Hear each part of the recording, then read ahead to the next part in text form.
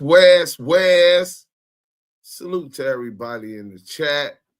Welcome to the DAMU KIWE Conversations. I don't know, my Wi-Fi is acting real stupid right now, but salute to everybody that's already here early. You know what I'm saying? Get active in the chat. The chat's where it's at. Hit that like button. Salute to everybody that's on Rob on the street. Salute, bro. Let me say a bless you and the family. Go to YouTube and Twitch at Active Chucks. You know what I'm saying? I'm finna pin that on IG. So if anybody trying to come see anybody trying to come see what's going on and the content, y'all can come right there. Y'all should be coming back in, man. Y'all hit that like button on y'all way in. Just Bay Area. Yo, Ricky. Salute Duse and y'all. Salute fam in the chat. Wack100 is the biggest rat and snitch in hip-hop. But Reggie Wright is the deadliest orchestrator in the game. Man, I don't think I disagree with you, Ricky. Mike Beasy, beautiful black lady. What up? Deuce got content today. Mostly gonna listen tonight. Rat Olympics. Kid to Barber, what up? Shout out DAMU KIWE Conversations, Duse M and y'all salute. Man, it's hot as hell. That's why I ain't got my hat on. I just threw this tank top back on. It's a Snoop Dogg tank top, you know what I'm saying? Red and blue, like Active Chucks. Y'all hit that like button, man. We definitely got the content. My boy Scandalous Los Angeles TV just dropped. We're going to be running through that, and I hope as soon as y'all finish this, I need y'all to go over there, like it, put hashtag GOAT and hashtag fuck the union. You know what I'm saying? He'll know you. He know I sent you. Shit, I'm trying to get rolled up right now, getting ready for the show, man. I appreciate that, Kid the Barber. Selena, salute to the chat. Welcome to the DAMU KIWE Conversations. Make sure you hit the like button as you enter and listen to the content. I talked to dog, Hidden Rollins, salute. IE Streams, Wack was fed the Poochie story the way y'all fed that horny toad Deuce. He said Wack was fed that Poochie story the same way y'all fed that horny toad Deuce's paperwork. So horny for content. Hit the like button. Salute to the West Coast OGs. Salute y'all, homies. Keep dropping that knowledge. Free the big OGU. Strong 100 318 Sweetport, Louisiana is in the building. So if I said a fine Latina, I said Precoci a mi quiero mucho, I adore mi amor, Mindy aquí, that would get her. I'm just asking. Kid, that's written all wrong. You said you like yourself. That nigga thought he was saying some fly shit like he a real macaroni. Now I think my house trying to play me out. Are you really trying to send something like that to someone? I can send you the right way. Let me know. Laugh out loud. My boy told me he trying to play me out. Yeah, he is. But I mean, I get the sentiment. The I Adore Me More is totally a Color Me Bad song. That's crazy. Oh, yeah, that is a Color Me Bad song. Hit that like button. Is the girl's name Mindy? I'm trying to understand what that is. Stop being nosy. All in that man business. You know what I'm saying? Now I think the voiceover didn't pick up what I was saying. Laugh out loud. Salute, Deuce M, Raider Q. Salute to you, brother. Yael in the chat. You know what I'm saying? Yeah. We do got Yael in the building, man. Y'all hit that like button. As soon as y'all hit that like button, as soon as we'll get to the content. You know what I'm saying? Because for real, if y'all ain't supporting, they better support or you gonna get bro. I swear to God, nigga, I won't go into the content because, nigga, we do working too hard for these crumbs. For them, the least they can do is if they getting some real boss game. You know what I'm saying? West. Shout out to the DAMU KIWE Conversations and to the chat. Spirit Wonder. Salute. Fam West TV, salute. Megan Davis, what up? What up? What up? So this is what we gonna do. We ain't gonna hit that like button. You know what I'm saying? Slim Reaper, what up? Salute, man. Duse Sims, the hit squad done. Yeah, man, for sure. Cable. And he had on jorts. I hit it already. 2 watches, that's UC activity. 2 watches is UC activity. I didn't know that. Fam West TV 2. West up at Active Chuck. Salute, family, man. Salute to you. South Richmond, 510 tapping in, man. Shout out to Rich Town, man. Some real players. My figures up out that motherfucking Rich Town. You know what I'm saying? Bay Area. Let me see. Beautiful black lady. Young Rome, baby D, what up? Okay. I can't believe that, but his fit was screaming undercover officer. Damn, it's nasty work. I'm dying over here right now. Yeah, I'm dying, bro. I'm not gonna lie. You know what I'm saying? Wack is scared they're on their way. Who on their way? Salute B team. Salute B team. Jay Williams 09 there. Salute Baby E. Duse Sims and active content. That's a fact. And that's what we do got. Oh, I see him on IG going crazy. Okay. I didn't know they was on over there like that. Shout out to everybody on Insta. You know what I'm saying? Y'all can come to YouTube or Twitch at Active Chuck. You know what I'm saying? Who's that lady? Who's that lady? Lady. Hey, man, salute. They in this thing, man. Salute to everybody that's in the chat. You already know that's where it's at. Salute to the minds that's on their job, and salute to the news, the new ones, and the friends that tapped in. If you did, make sure you like, comment, and subscribe to this content. Y'all see the title, Wack100 and Reggie Wright Jr. snitched on whom? You already know who. Y'all know what it is, man. It's Duse M's The Don and Yael the Keyway Pop Star, bringing you guys the receipts with authentic voices of the culture and the West Coast. DAMU KIWE Conversations. G-Mac 2 and 1. Mo Hill, salute. Bless. Mo Hill, what's the deal? You know what it is. Mo Hill, what's the deal?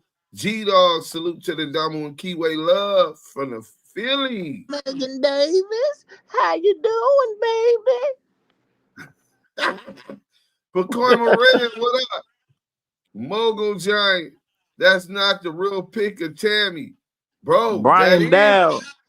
Hey, Mogul Giant, send me the picture, though. I never seen it when I typed in a picture of her. That's the one they gave me, and she looked gorgeous, bro. You know what I'm saying? Fab West, what up, brother? No, I didn't see the Gaugency and Gaugency. What's her name?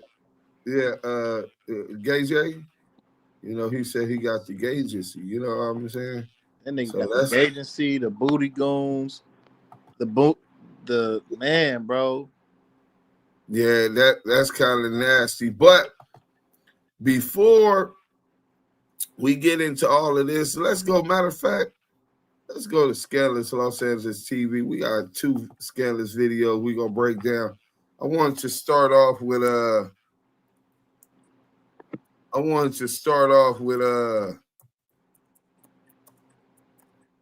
pork butt. So I'll go to this one. I'm gonna put this in the chat. Oh, it's still premiering, so we can't even get to that one yet. Let's see how many likes we got first before I do all that. Let me see how many likes we got, because the likes ain't liking right now, my nigga. Oh shit, the likes ain't liking right now. That's cool. I know what I'm gonna do. Y'all wanna do that? Cool. We gonna sit up in this motherfucker and look stupid. You know what I'm saying? Niggas come up over here, get the content, and they can't even just, you know what I'm saying? They can't even just hit the like button. They don't gotta send no cash app. They ain't gotta send no. The least you can do is support and keep the lights on by hitting that like button. Wack, Suge, and Reggie are all the same. Damn. That's a good point. Pacoima Red, what's up, Rube? Oh, that's G-Mac. Okay. What up? What up? Spirit, the gagency is diabolical. No, that's what he said. Might be. Man, he said that out of his own mouth. Veggie and CS2 Back said they tired of this shit. I bet they is. G-Mac, what up, homie? You got to spell my name right. Dog, what's up with that? Hold on, let's go.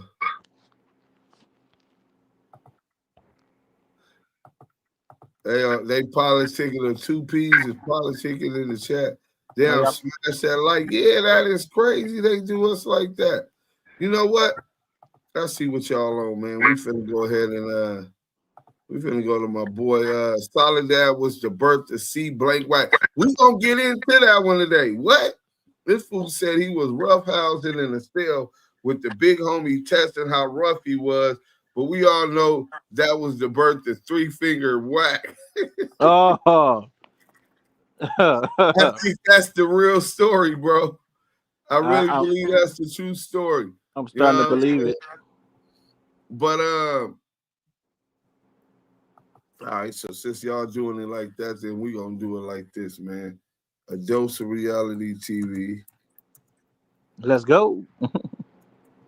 I don't know why y'all ain't paying attention. I don't know. Oh shit.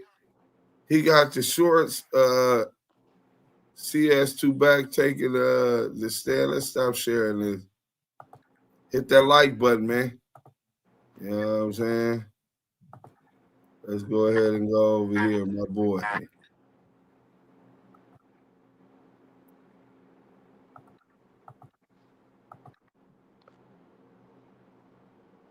I was a member, but I was forced into this way of life. Hey, look, I've been dealing drugs ever since I was 12 years old. See, I didn't have the chances that you have, Miss Hawkins. I wasn't born with a silver spoon in my mouth, Miss Hawkins. I wanted to get out, but they threatened to kill my mother. Who are you talking about, Mr. Brown? What they? They. Look at it. Kareem Akbar. That's right, the educated brother from the bank. He's the real head of the CMB, the brains behind the whole thing. Yes. I could not hear you. Would you please speak up, Mr. Brown? Yes. So we're going to go over here, man. A dose of reality is doing his thing. Yeah, shout out my brother. Shout out a dose of reality. Hey, everybody, every day, when you've been listening to fake shit all day and you didn't got to bar this real shit with Duse M and Yael, guess what comes along? You just need a good dose of reality TV. Salute to that, brother, man. Make sure you guys like, comment, and subscribe to that content, man. We got Duse M to Don and Yael, the Keyway Pop Star in the building. Make sure you guys hit that like button. The content is content. Let's go. Yeah, we could tell them to check that out. Hit that like button.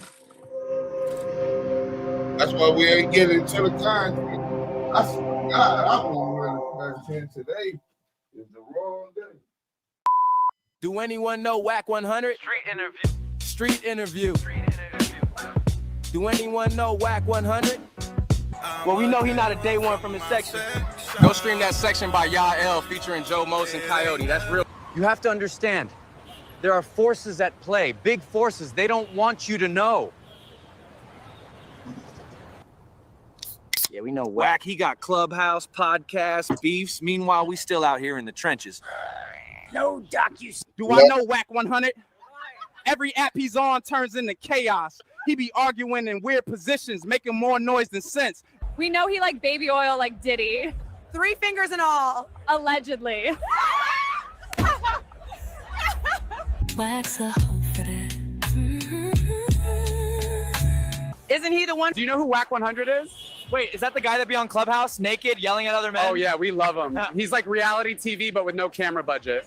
Wack who? That sounds like some off-brand cleaning spray. Wait, Or a dance move from you 1972. be hollering on the phone naked? Do you know who Wack100 is? Well, we know he not a day one from his section. Go stream that section by Yael featuring Joe Moses and Coyote. Do anyone know Wack100? Street interview.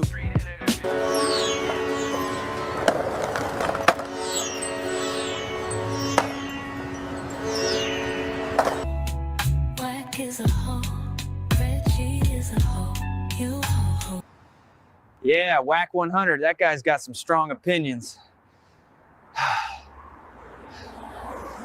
Yeah, I know him. That man looked like Deadpool took the mask off and then put it back on. Like, Why his face look like it's buffering in real life? I said what I said. Oh, I know who Wack100 is. Agent.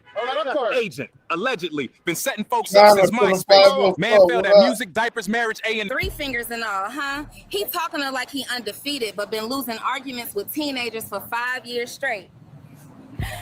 Do out Wack100? Bro. That man, the final boss of internet arguments. Everybody he talked to disappears. It's like he got Wi-Fi beef with supernatural consequences. That man's Wi-Fi password is probably just Rico. Right. Yeah, he's scared to fight J Diggs, scared of Big U. He set up loose cannon. Bro be ducking everything but his clubhouse login. Man probably scared of his own shadow. Man, if you think the Diddy case is crazy, wait for Wax. Show. Reality TV. No, but we know who CS2 Back is, allegedly. Yeah, and word is, he talked to Dog. Do I know Wack100? Man, anytime there's internet drama, somehow he's in the middle of it. The guy's like Wi-Fi, always connected to mess. Well, we know he's not a day one from the section. Go stream that section by Yael featuring Joe Moses and Coyote. Yeah, scared of J Diggs, scared of Big U, scared to order a venti, talking tough on Clubhouse while laying on his stomach, twirling his feet. Do anyone know Wack100? Street interview.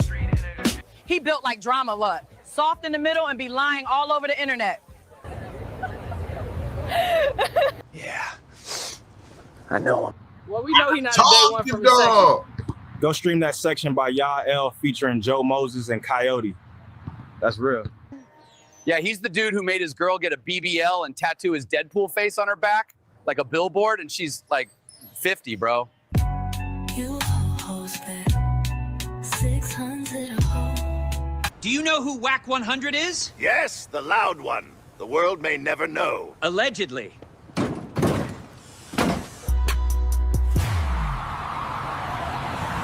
Wack? He was my manager. First he drained me dry loft, then he got my spot hit by the feds. Not again! Did that dude just turn into a damn bat? Sir. Oh, I know him. Everybody who argues with him ends up in jail. Nah, I'm talking Rico starter pack. He got Big U locked up, loose cannon set up. Ain't he the reason half a clubhouse got indicted?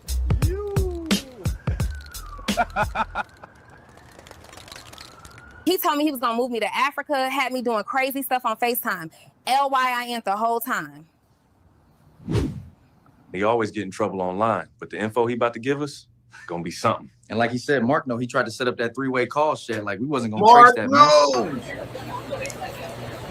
I heard Wack100 likes 3 fingers in the rear BAC side.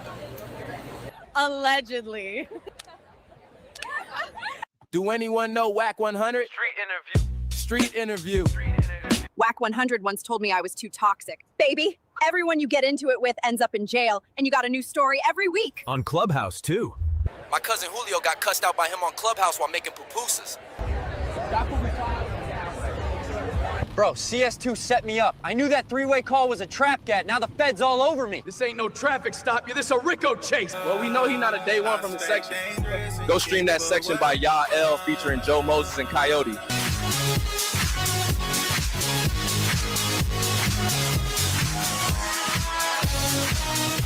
Do anyone know Wack100?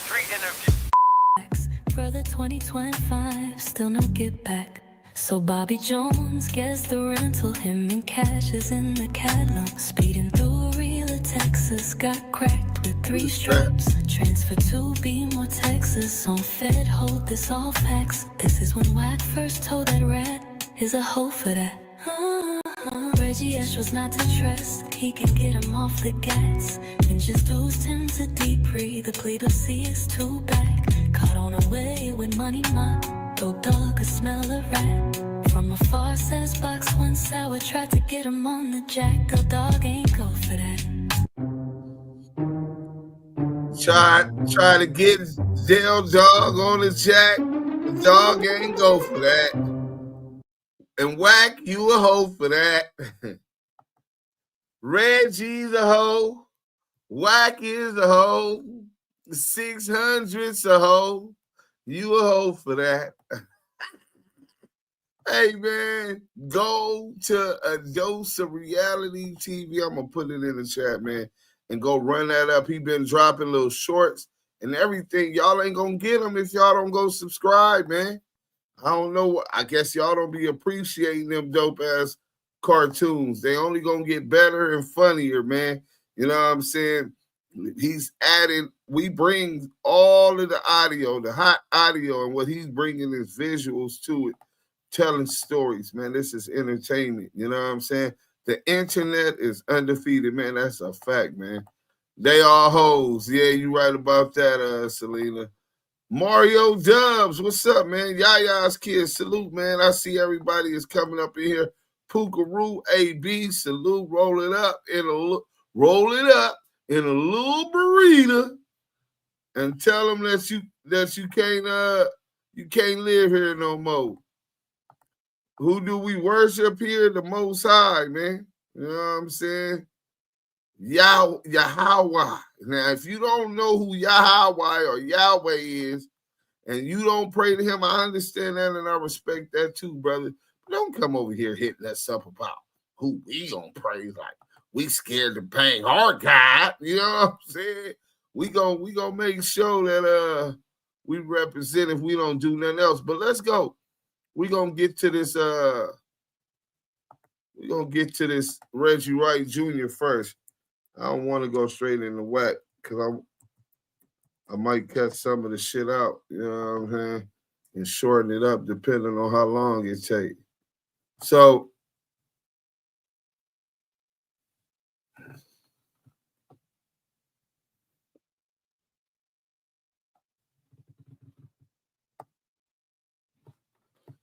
all right, let's go.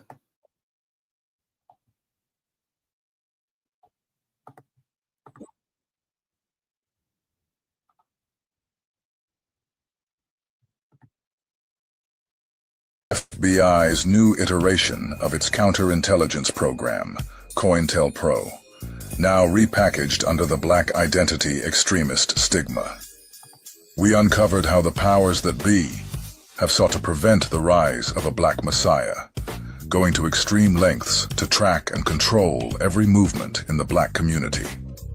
Not only did we examine these covert tactics to suppress black empowerment, but we also pinpointed the reasons behind the surveillance and targeting. Today, we're here to discuss the godfather of CS2 Back's COINTEL cabal. This mystery man is the only one you've ever heard of, who can be both a suspect and an informant in multiple murders. Not only was he a former Compton police officer, but thanks to his association with, he also found himself in the presence of numerous A-list celebrities. This unique combination made him the perfect candidate and camouflage for law enforcement agencies and wealthy elitists seeking to infiltrate, discredit, and/or neutralize potential threats. Reggie Jr. was a police officer. I believe he'll talk about his past, but he started off in the jail and then worked also in Compton. But Reggie Jr., he ended up, and I don't want to tell his story for him, but he ended up having an injury and retiring from the police department. And as you know, he's got a business mind, so he started his security company.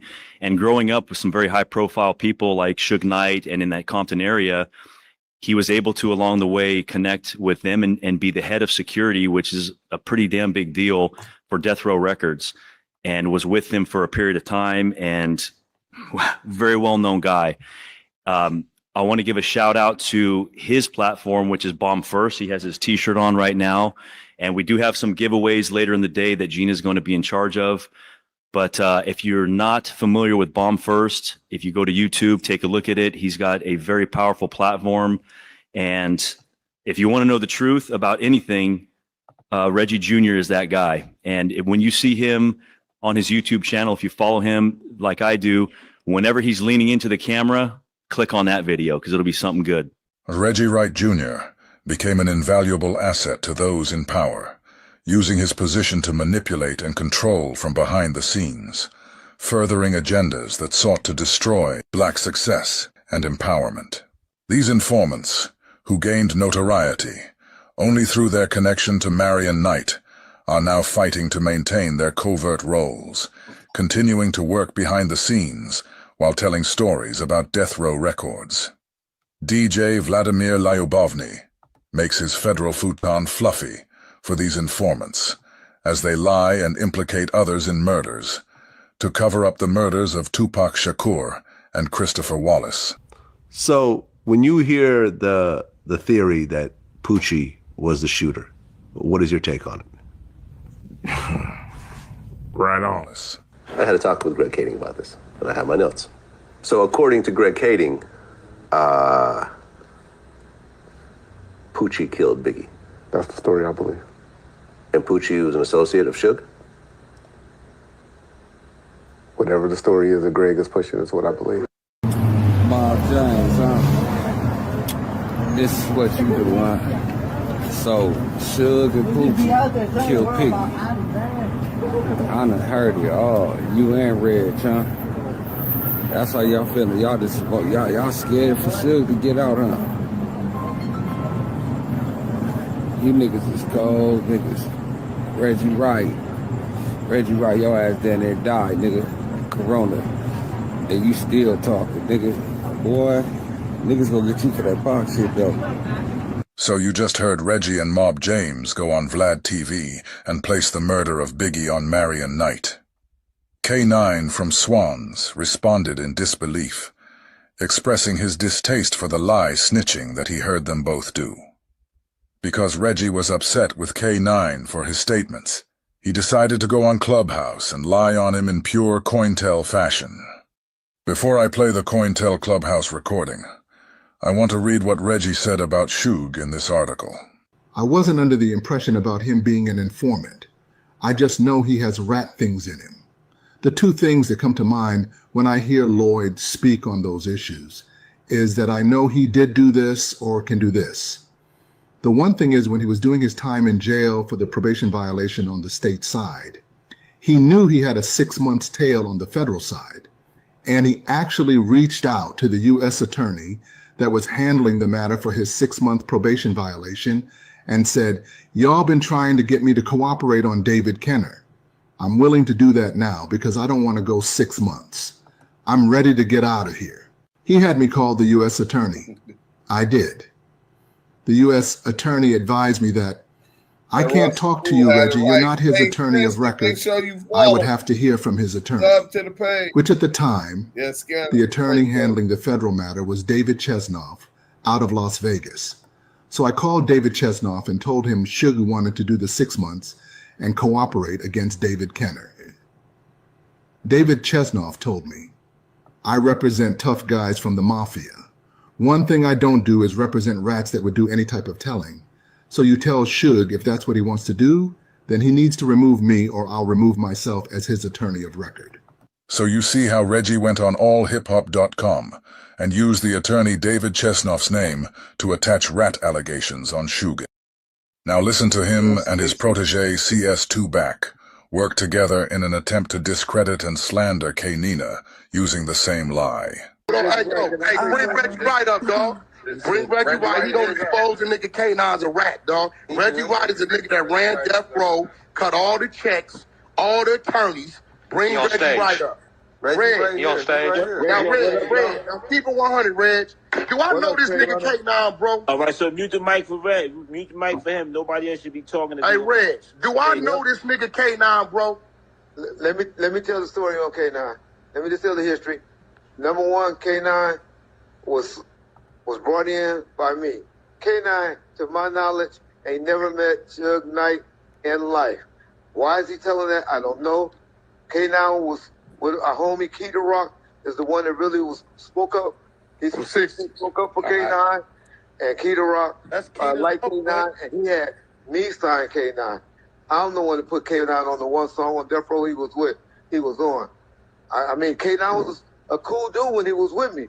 He just have lately been kind of, milding off. Rayj, do I know this nigga, Rayj? You know what I come this nigga. Hey, only time that I ever know Wack and K9 be around was when we had a little incident at the Flying Museums in Santa Monica when Wack and... He was with my clique or just one of the niggas in the entourage? Exactly. He was him, but K9 was with us, and it was a bunch of dudes from 2Ps. Of course, the mob dudes and all that. K9 was with us, one of his big homeboys. K9, So why this nigga keep insinuating that I know this nigga, Red? You know, we didn't talk to them little niggas, bro. Yeah, I don't know what's going on with why K9 is speaking on Wack like that, like they know each other, because to my knowledge, around Death Row, they didn't have no relationship like that because K9 was only around about a year. Yeah, like that's I said, the fact, K9 was King gone by the time Suge came home. Suge came home. Now, what about this nigga when you hired the attorney, bro, when he caught the case in Vegas? You know, now this is why K9, he said that he left because of a big brim that got killed in front of Montreal. That ain't why K9 left. K9 was going prior to that. K9 left because he caught a case or had a case. Suge wanted to look out, told me to hire an attorney, the big-time powerful attorney named David Chesnall from Vegas. That's the nigga represent the mob. I know that nigga. He one of the best attorneys ever. Y'all look up David Chesnall in Vegas. Anybody from Nevada, Vegas know who he is. We sent him down there to represent, to talk to K9. Was going to pay for him to represent K9. We put some money. Of course, we had David on retainer. They been saying he came back and called me. Reggie looking like he got. He said, "I know that's one of y'all artists, but you know I'm a mafia attorney, and one thing I can't ever in life represent is a fucking rat." And he said, "That dude is trying to be an informant, and I can't represent him. I don't care how much money y'all give me." That's when I went back and reported that to Suge, and Suge told me, "Man, what you got me involved with? Get away from that nigga." According to Reggie, David Chesnoff initially refused to represent Suge due to allegations of him being an informant. More recently, Reggie states that Chesnoff has also declined to represent K9 for the same reason. If someone doesn't conform to Reggie's desired narrative, they're targeted with false accusations and attempts to ruin their reputation. A clear example of COINTELPRO's strategy in action. While Knight sits incarcerated, these same informants use their platforms to slander and defame others, accusing them of being snitches, when in reality, they are the very ones who have betrayed their own. If you believe all that, and if you believe all of this, and you believe I was involved in I didn't say that. I didn't say that. I didn't say that you were involved. I didn't say you were not involved. Okay. I said, but if you do believe that, let me just ask you this. Sure, go ahead. Go ahead, Reg. Why didn't you ever come knocking on my door and talk to me? You saw the 302s on me before. You saw the 302s on me before. You saw the 302s on me before.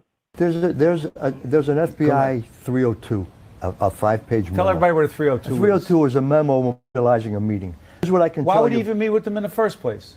Because he was trying to cut a deal, which is the point Giant's trying to make. He can call anybody and everybody a rat. He was trying to do the exact same thing. Reggie went on the Bloody Bunch clubhouse room and admitted that he was the one uploading pictures on Marion Knight's Twitter account.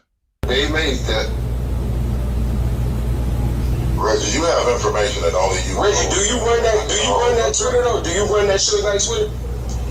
Not currently, but I had authority to do it. Oh, so you did run it? Yeah. But he has a lot of content. Hold on, let's get back to the first question Garden Kings asked you about while Wack and Suge went at it. Wack has content all over the internet going crazy on Wack about something on Twitter when you was in control of it. But I'm going back on you. Yeah. But that ain't what started the beef. They were already going at it so before you that. agreeing that you did post that to turn it up? No. I'll tell you just said that. I didn't have to turn it up. That like only thing was put on there for that like button. Yeah. Only thing was put on there. Hold on. Only thing was put up there, and that was funny. Wait a minute, hold on.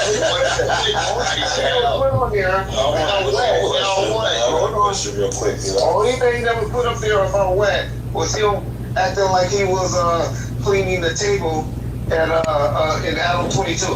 That was the only thing that was ever put on that Twitter about Wack. And one of the pictures he posted had Marion Knight, Tupac, and Trey Lane from Mob Piru. In the caption, Reggie writes that this little guy is responsible for Tupac's demise. Now Reggie posted this to poke at Trey, and to make people think that Suge was blaming Trey for Pac's death. Reggie was trying to show Trey that he could make people begin to blame him for the murder. Listen to what Reggie says to Trey right here. And there's a person out there lately. And Lord, I'm going to tap at him salute. because I got to remind motherfuckers. Everybody think just because I was a cop, I didn't grow up in the Imperial Courts housing projects. I didn't walk the same payments as their relatives did, and then they did later on in their adult life. I walked the same payments that all those niggas from Looters Park, East Side, Ma Paru, and played baseball over there in Kelly Park and Hood and all of those neighborhoods. I even went on the Wilson Park side, the west side, and played at Gonzalez Park. But it's a nigga that want to play with me. He breathing hard. And I'm going to send him a little warning. Matter of fact, I'm going to show the picture. Y'all remember I told y'all that all of this death row, Southside, Ma Paru bullshit, a lot of people lost their lives. I'm not going to say Tupac. I'm not like Suge, what's been putting up on his Twitter. I'm not like Suge, what's been putting up on his Twitter. I'm not like Suge, what's been putting up on his Twitter. Do you guys see what he's doing? Right. He's the one responsible for posting the picture on Suge's Twitter. Then he gets on his show and says he's not like Suge, to blame Trey for Tupac's murder and post it on Twitter. I hope you guys can see what this informant just did. I'm not going to say that, because it make it seem like he was involved with the murder. He wasn't involved with the murder. So Reggie just let you know that he knew exactly what he was doing when he made that post. He said it makes it look like he was involved with the murder. Then he said, nah, he wasn't involved with the murder. So he tapped at Trey with the post. Then he comes on his show to act like he's clearing him of Suge's accusations. This is a cold bastard right here, and all of us are just sitting back watching him do it. But I want you guys to listen to what Reggie says to Trey, because this is going to show you just how narcissistic Reggie is, and how untouchable he feels that he is.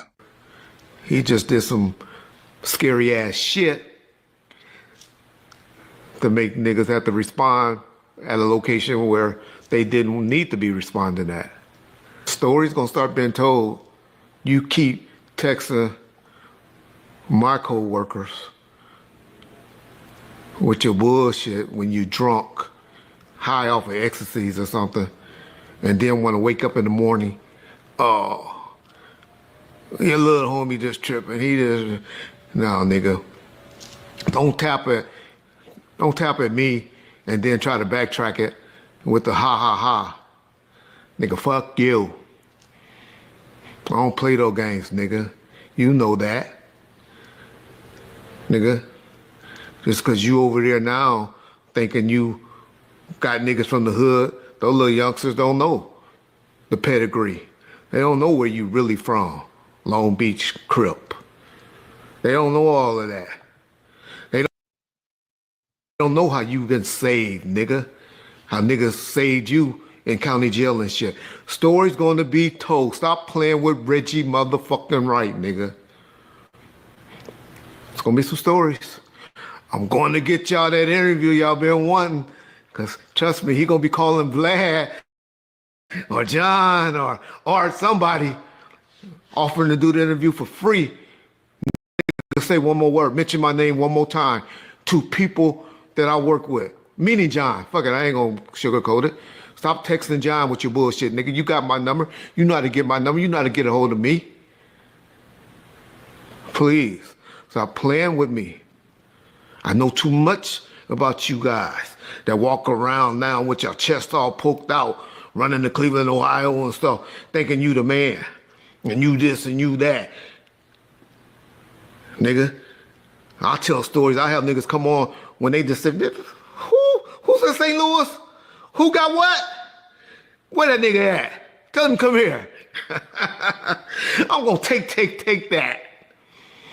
Man, well, why do you niggas be playing with Reggie in this day? Y'all know. I can see whole ass niggas in the comment sections on YouTube, but niggas that know. Oh man. Don't make me have to play with you.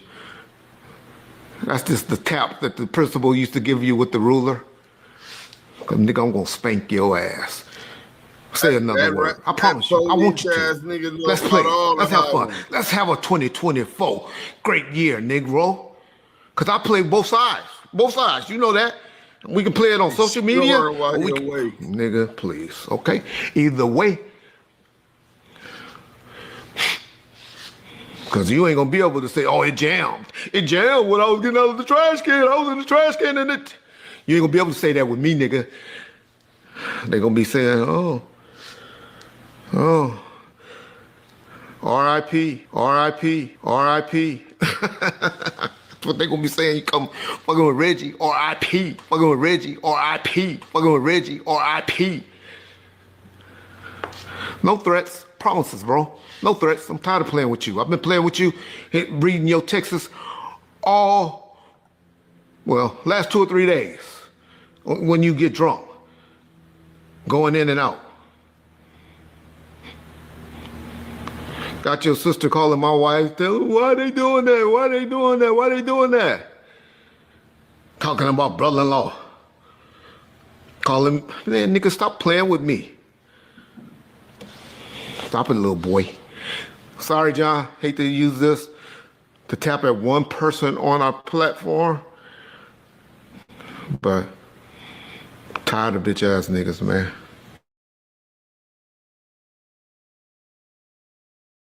Several times.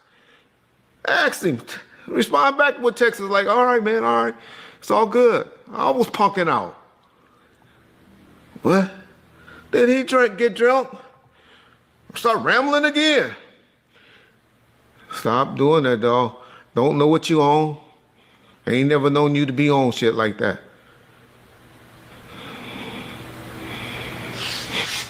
Stop doing that.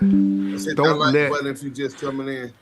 Your little status over there today clog your memory. Niggas' hands fucked up. Never use my hands. Never use my hands. I'm an architect. Never mind. I'm an architect. Never mind. Never mind. All right, man. Enough said. So Reggie just said his hands were messed up, but it didn't matter because he never used his hands. Then he went on to say he was a orca, but he stopped himself before finishing the word. What do you guys think he was gonna say? He was an orca what? Somebody asked Reggie what word was he gonna say. A bombshell has just been dropped involving the murder of Tupac Shakur. Keefe D's defense attorneys say that they have uncovered information that Reggie Wright Jr., the former head of security for Suge Knight and Death Row Records, may have orchestrated. I'm never mind. I'm orchestrated the shooting of Tupac and Suge Knight. Their narratives not only distort the truth. Watch how Reggie sits on Vlad's fluffy federal futon and lies on Russell Poole. Well, Ice-T said it's dry snitching or something like that when I said that I believe the story of what Murder Rap put in their investigation from Murder Rap, the Grand Cadians theory. I don't believe what Randall Sullivan is pushing or Russell Poole or anything like that. So Reggie just said he doesn't believe Russell Poole's theory. Russell Poole said Reggie was the orchestrator of both hits. Listen to how Reggie completely rewrites history, sitting in front of Vlad the Vulture. That's why I throw jabs at Russell Poole. Ultimately, at the end, he got it right. He got it right. Which was? But who he believes was responsible for the shooting of Biggie. And he thought it was who? I don't know. You know. Poochie? Poochie. Yeah. No. No? Sure. Oh, exactly. So now Reggie is saying that he does agrees with Russell Poole, because in the end, Russell Poole got the story correct. How did Reggie go from not believing Russell Poole to saying that Russell Poole got it right in the end? How did Russell Poole change his theory when he went to his deathbed wanting to apologize to Suge, all while accusing Reggie of setting him up? Man, I've been following with great interest. You know, Russell Poole wanted to apologize to you. Yeah, I heard that, man. He's a good guy. I never lied to him or nobody because, you know, all that stuff, they know who was going on behind all that stuff, you know? Yeah. How did I know that Russell Poole died, had a heart attack and died? Shit, because I know motherfucking people. They call me, hey, motherfucker, motherfucker up here, this motherfucker up here, and was talking about, and everybody think he was up there talking about the murders or something like that. He was up there talking about trying to get shit to confess or to ID the person that shot him at the Crips Brown party. They called Russell to schedule a meeting for August 19th, 2015 at 10 a.m. Russell was asked to come alone.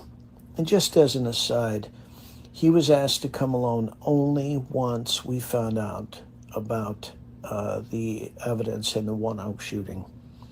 But back to the article.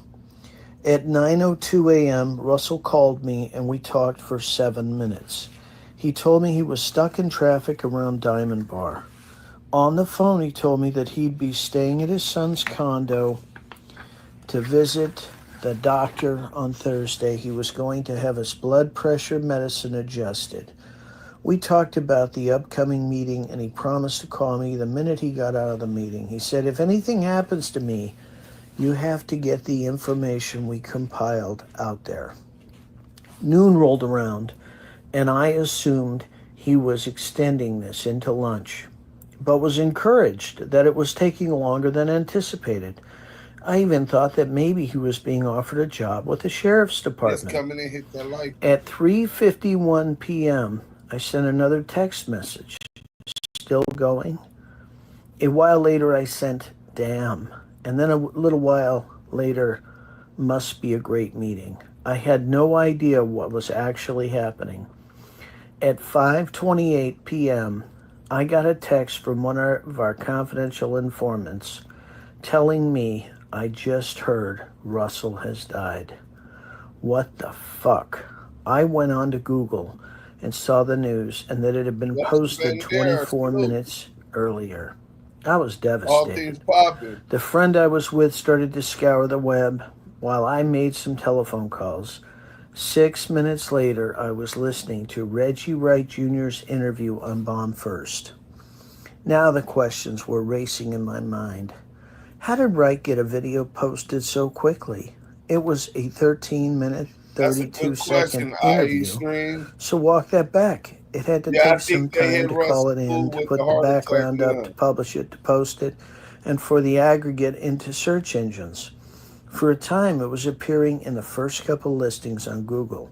We clicked on the video to listen to it a second time, and the video had all of a sudden become private and couldn't be played. Did Wright know Poole wasn't going to be walking out of the sheriff's office alive? It all certainly seemed fishy to me. That's the only case the sheriff was handling. And so that's what he was really up there. But he was just trying to say, well, we get him to confess and cooperate with this, and let's let him go. And so, of course, if I'm in jail and they come to me and say, hey, if when you got shot at a club, and if you confess to, or be the eyewitness on the person who shot you and tell who it is, and we let you out. Hey, go see what you can do. Yeah. I'll tell the nigga that shot me. If that's gonna get me out with this bullshit, go see what you can do. Yeah. And then the motherfucker go up there and just because they questioning him and asking him, well, how you know that? Like, because he's so hyper and he gets so mad. This motherfucker goes and have a heart attack. So now, then these motherfuckers, these stupid motherfuckers up there pushing that they shot him. Somebody shot him with a heart attack gun, and that's how he died. I mean, this is the type of shit that's out there. Stupid motherfuckers like this believe that there's a heart attack gun that you can shoot somebody and make them have a heart attack. Also, I had to find, one time they wanted me to find to find out if there was such a thing as a poison that was undetectable, especially one that seemed to mimic a heart attack, that would kill someone, but it would appear that they had a heart attack. I did find such a thing. Does this pistol fire the dart? Yes, it does, Mr. Chairman, and a special one was developed which potentially would be able to enter the target without perception. The poison was frozen into some sort of dart, and then it was shot at very high speed into the person. So when it reached the person, it would melt inside them, and the only thing would be like one little tiny red dot on their body, which was hard to detect. There wouldn't be a needle left or anything like that in the person. But also the toxin itself would not appear in the autopsy? Yes, so that there was no way of perceiving that the target was him. One thing Reggie has kept consistent over these years is his protection of the police. I've never seen a video from Reggie where he disrespects any police officers, except for Russell Poole. And if Russell Poole knew my father, he wouldn't been attacking my father like that because he knew he was a good man. Right. You know, he was good police. He wouldn't even be coming at him like that if he knew it. Which, I can't even say nothing. Russell Poole, he never openly, to my knowledge, said anything bad about my father. And so, I can't shit on Russell Poole. I can just tell you what I know about Russell Poole. What's documented. That he was an alcoholic. Yeah. That's all I can say about it. And that he was so fixated on one way, they had to get rid of him. Where he just up and quit his job. That's all I can ever say about him. That he was living in a motherfucking garage. That's what people don't know. Do y'all know what the dude that's living in a garage? What type of dude that is? Yeah, living in the garage. Ain't gonna the dude that when you come over to the house that's living in the garage with the family. Right. That's your crazy uncle. Listen to the way Reggie lies on Michael Moore and misrepresents his statements. Ask him why Gotham was head on his radio and he lied. While I was working at 662, I heard something over the Nextels that we all carried for security. And what I heard was, got him. Ask him why Gotham. It is not true. Okay. It is not true. This is the person he's talking about, Michael Moore. This is the person that OD'd on drugs. That's trying to say that he heard somebody say got him over a white voice over my radio say got him. Then the police said, don't say nothing over the radio. No, they say not the police, they say I said it. And what they said to tell you, if they're going to quote shit wrong, quote it right. Then he said he heard me say, don't say nothing, be quiet. Don't say that over there. So if they're going to quote it right. Right before me and Mr. Wright got in the vehicle to go get to the hospital, someone else came on the radio and said, hey, don't say nothing over the radio. But it's a lie. It's not true. There's no truth to that. He said, no, I never said it, Reggie. He never said it. I'm not saying he said that. I'm saying other people said it. That's why I say if you're going to quote it correctly. That's what other people say. Is that I'm the one that told them to have radio silence. Don't be saying that over the air. Mr. Wright and I were talking about what had happened, and I just clearly heard somebody say, don't say that over the radio. But the person who said it was not Homeboy Security, nor was it one of our security guards. It was, to me, would be like a stranger. Someone, and the person that said that was Caucasian. Definitely not African American. This is the way Reggie, in his own words, muddies up an investigation. Michael Moore said the voice that he heard was a Caucasian-sounding voice. He said it definitely was not an African American. The execution of a high-profile celebrity I hope y'all in a city hanging like around Las to the Vegas, end. We got a particularly on the surprise, night of y'all. a Mike Tyson fight, coupled with Hit the that ability like to button. evade justice, Trust me, you ain't strongly gonna wanna implies miss this. that the sanctioning of such an act must have come from the highest echelons of power. Breaking news. Recall the scene in Training Day, where Officer Alonzo, before assembling his team of corrupt cops, had to sit down and speak with the wise men. Interestingly, Greg Kading chose to rename Cash Jones to Alonzo in his film, Laugh Out Loud. The significance here is that Alonzo could not have acted without the approval of those above him.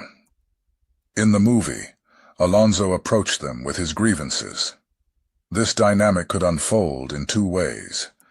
Either Alonzo can go to the wise men with his requests, or they can call upon Alonzo and request his services for some other task. When you look at the second goal of the counterintelligence program, it says they want to prevent the rise of a messiah.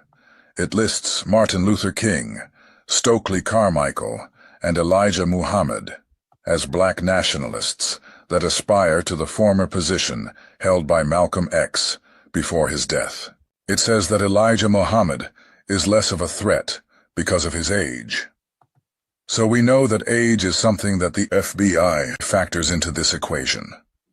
It goes on to say that MLK could be a very real contender for this position, should he abandon his supposed obedience to white liberal doctrines, nonviolence, and embrace black nationalism. So we see the FBI feared a young, charismatic black man that chose to embrace what they called black nationalism.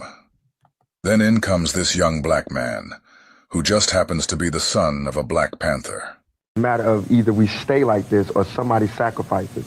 Somebody laid a track so we don't stay in a 360-degree deadly circle. You know what I'm saying? Somebody has to break out and risk, losing everything and being poor and getting beat down. But somebody has to do something. The best part of the story, I guess, is that your mother actually beat this rap. Ooh. Served as her own attorney? Her own attorney, never been to law school. She was facing 300 and something odd years. One black woman pregnant beat the case. That just go to show you the strength of a black woman and the strength of the oppressed. What does it do to a young man like yourself, though, when all of your heroes, your mother, your father, whom has passed away, he was incarcerated as well, your godfather, all of your heroes have been to jail. And they weren't all Panthers. My stepfather was a Panther. My father was a gangster, a straight up ignorant, hustler. But he loved the fact that the Panthers, my mother told me is that it was a one night stand. But he loved the fact that the Panthers would go to jail and wouldn't snitch. They were true to each other. As women, it was men. And that was a one night stand. That's how I came to be, out of the love for black people.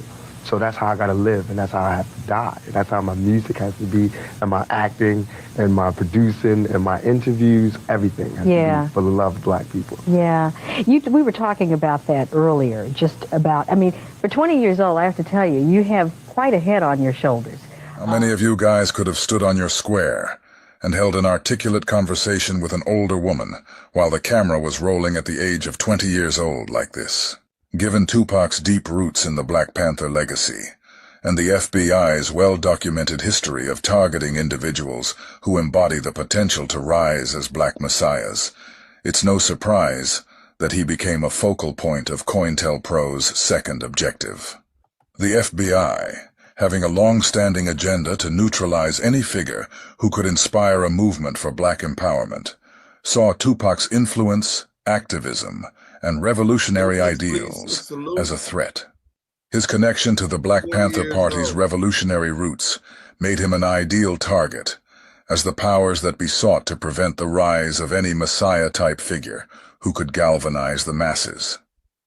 This made Tupac a prime candidate for surveillance and infiltration by law enforcement agencies, intent on suppressing his message of social change. Why was Tupac monitored by the FBI?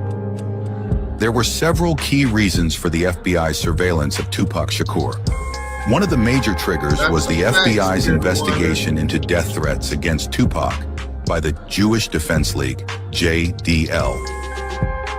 This was part of a broader extortion. Now, mind you, this is in federal transcripts that the Jewish Defense League was trying to extort Pop. And I believe that's who initially had Haitian Jack and Jimmy Henchman and them trying to sign him to Bad Boy and their management company when he was in New York. I'm just saying. Extortion scheme, where the JDL allegedly targeted Tupac and other figures in the hip-hop world, including rapper Eazy-E. According to FBI reports, the JDL was accused of orchestrating death threats and demanding protection money from high-profile artists. The FBI records related to Tupac Shakur and Eazy-E reveal that both artists were targeted for extortion by members of the Jewish Defense League, though federal authorities did little to intervene. Among the complications surrounding Eazy-E's estate was a lawsuit filed on March 27, 1995, by Mike Klein, after Eazy's tragic death from the AIDS virus, which he had mysteriously contracted.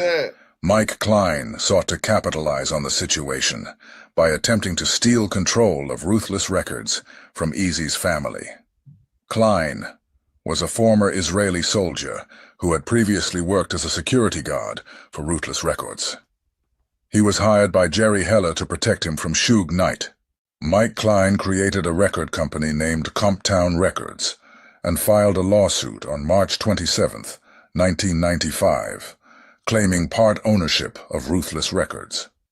His attempt to seize the company in the wake of Eazy's death highlighted the lengths some were willing to go to take advantage of the grew even more tense when Eazy-E's widow, Tomika Woods, reported that Klein had been sending her threatening phone calls and death threats in an attempt to intimidate her.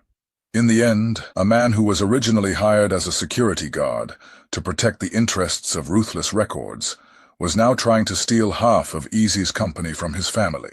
What's more ironic than that is that when I went to look up Mike Klein on Google, the very first thing that popped up is Mike Klein being interviewed by another former security guard who wanted to take over the company he was hired to protect. Good old-fashioned Reggie Wright Jr. Reggie had a game plan, and he made it very, very clear that he wanted to take over Death Row Records. Make no mistake about that. Why, Regional Walker, why does Mob James ride with Reggie Wright Jr. knowing him and his father murked his bro? About 9:30, I get a call from the captain of the sheriff's station, Cecil Rambo, who I knew personally and all, because he heard from the sergeant at the scene that the truck of the victim that had got shot at this gas station was registered to Reggie Wright. It didn't say of Death Row, although it was a Death Row vehicle in Reggie Jr.'s name. The driver was shot at the scene and somebody ran. And I said, Cecil, how the heck I get here if I had anything? That ain't me. Mob James's brother, Buntry, gets killed.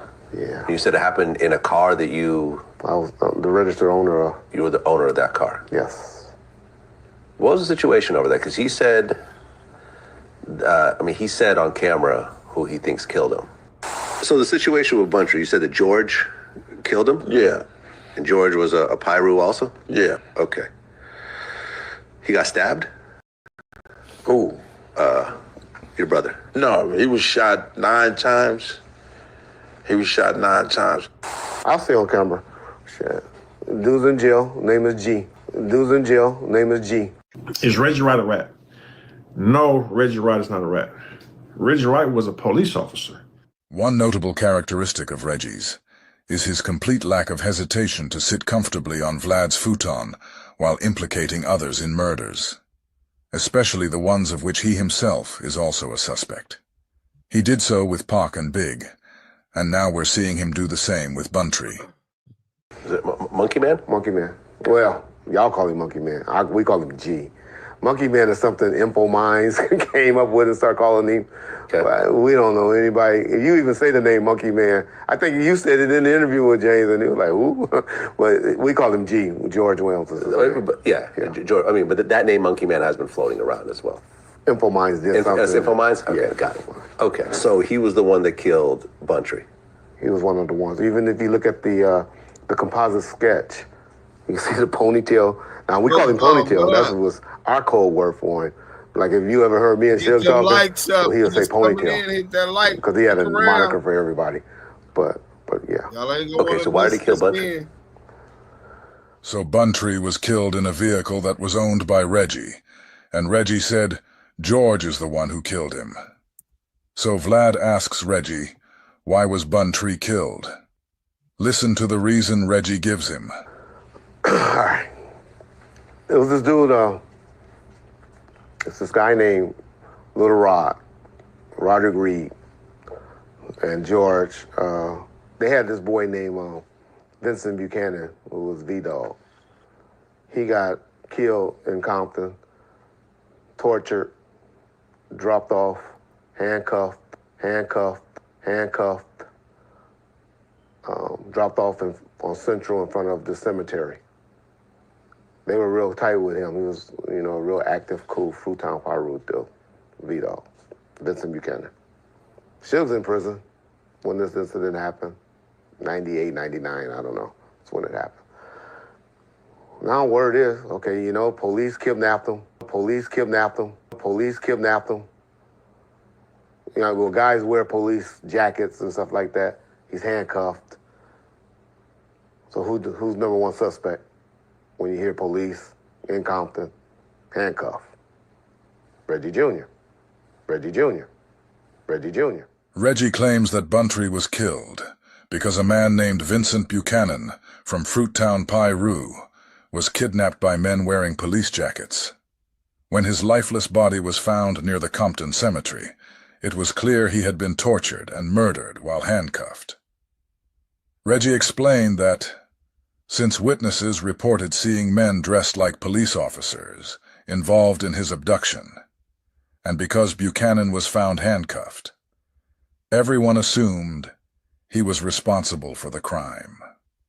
Remember, Reggie is explaining to Vlad why Buntry got killed, and in his explanation, Reggie references a separate murder in which he's just admitted he was also a suspect in. Who run and work with Reggie Jr., and all of that? Suge Knight.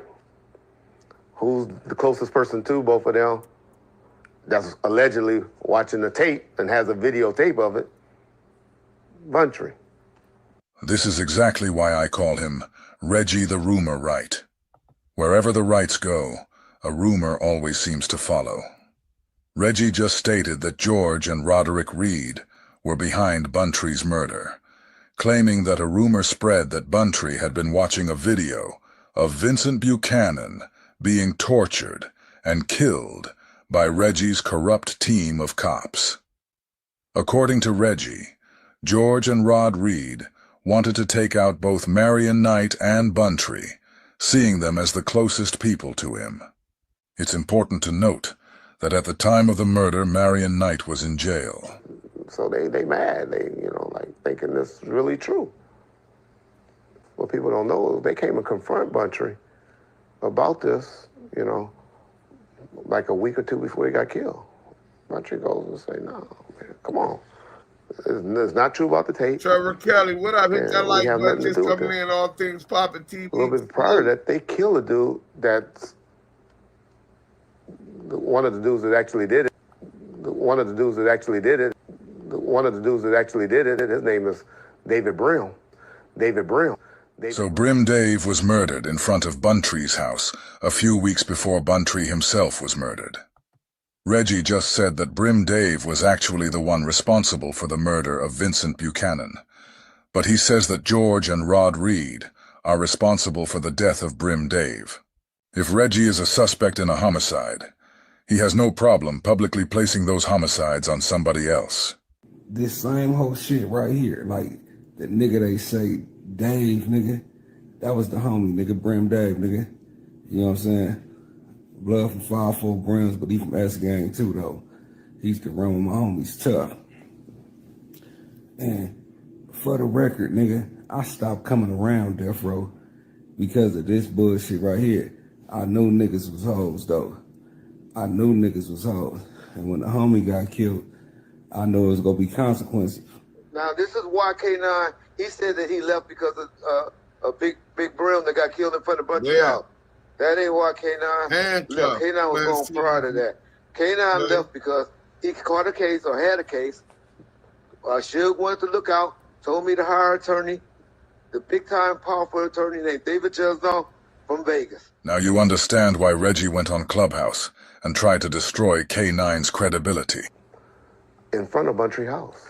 That was a message. They followed him over there killed him, shot his girlfriend. She still don't have an arm from that. But killed him in front of Buntry House, sending a message. Then they come and talk to Buntry.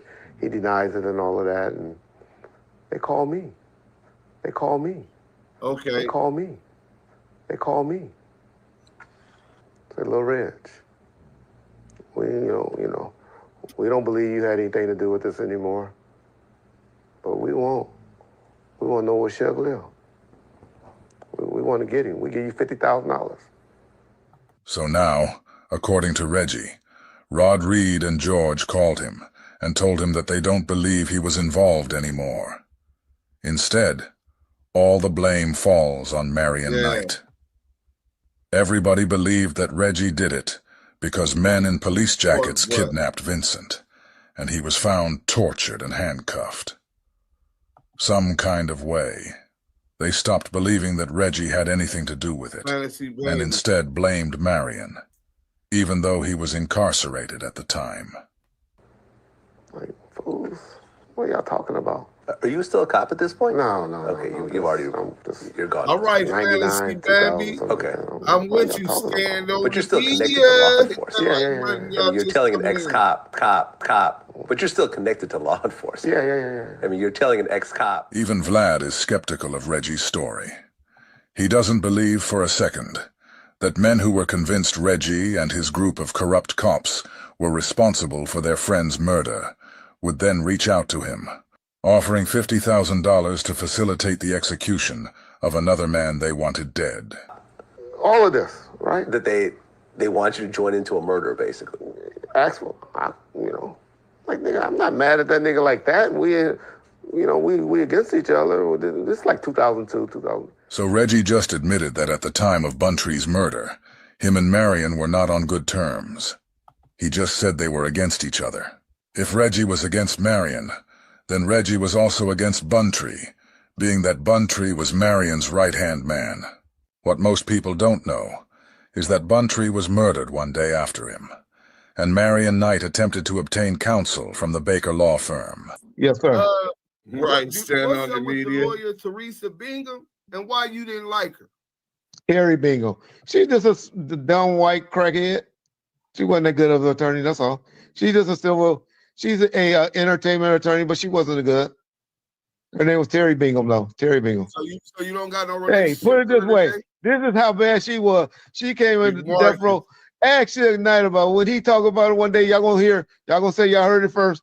This is a bitch that used to walk around shitting on herself. She's the attorney. This is the attorney. Let me just tell you. She was fucking Suge. She was fucking Timmy Rue, right? Living with Timmy Rue. He had her come up there and visit his cellie, and they got caught fucking in the visitor room in Mule Creek. There's some content for you. I'm just trying to show you. So that's why I don't like Terry Bingham.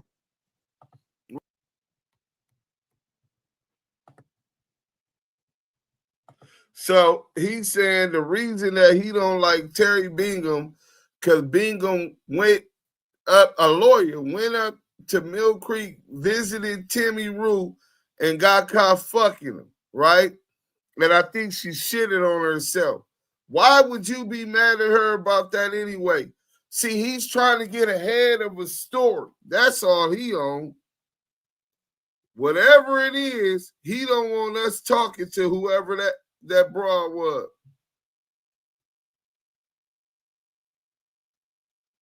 In November, the Los Angeles Sheriff's Department conducted raids on Death Row's Beverly Hills offices and on Knight's homes, including one in Malibu. The raids were part of an investigation into gang killings, including the shooting on April 3rd of Knight's friend, Death Row employee Alton McDonald.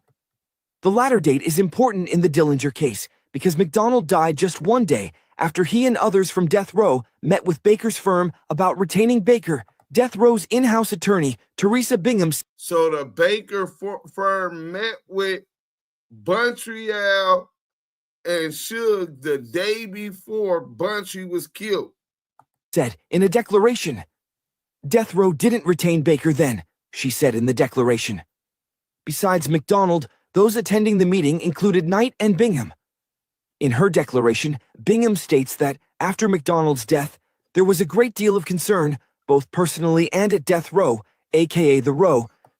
Now, this was made as a declaration, a statement from a lawyer called Bingham, right? And they said this lawyer and they all met at Baker's firm trying to retain Baker, whoever this lawyer is. I'm going to research that. Let's go. That individuals associated with Mr. Knight were at risk.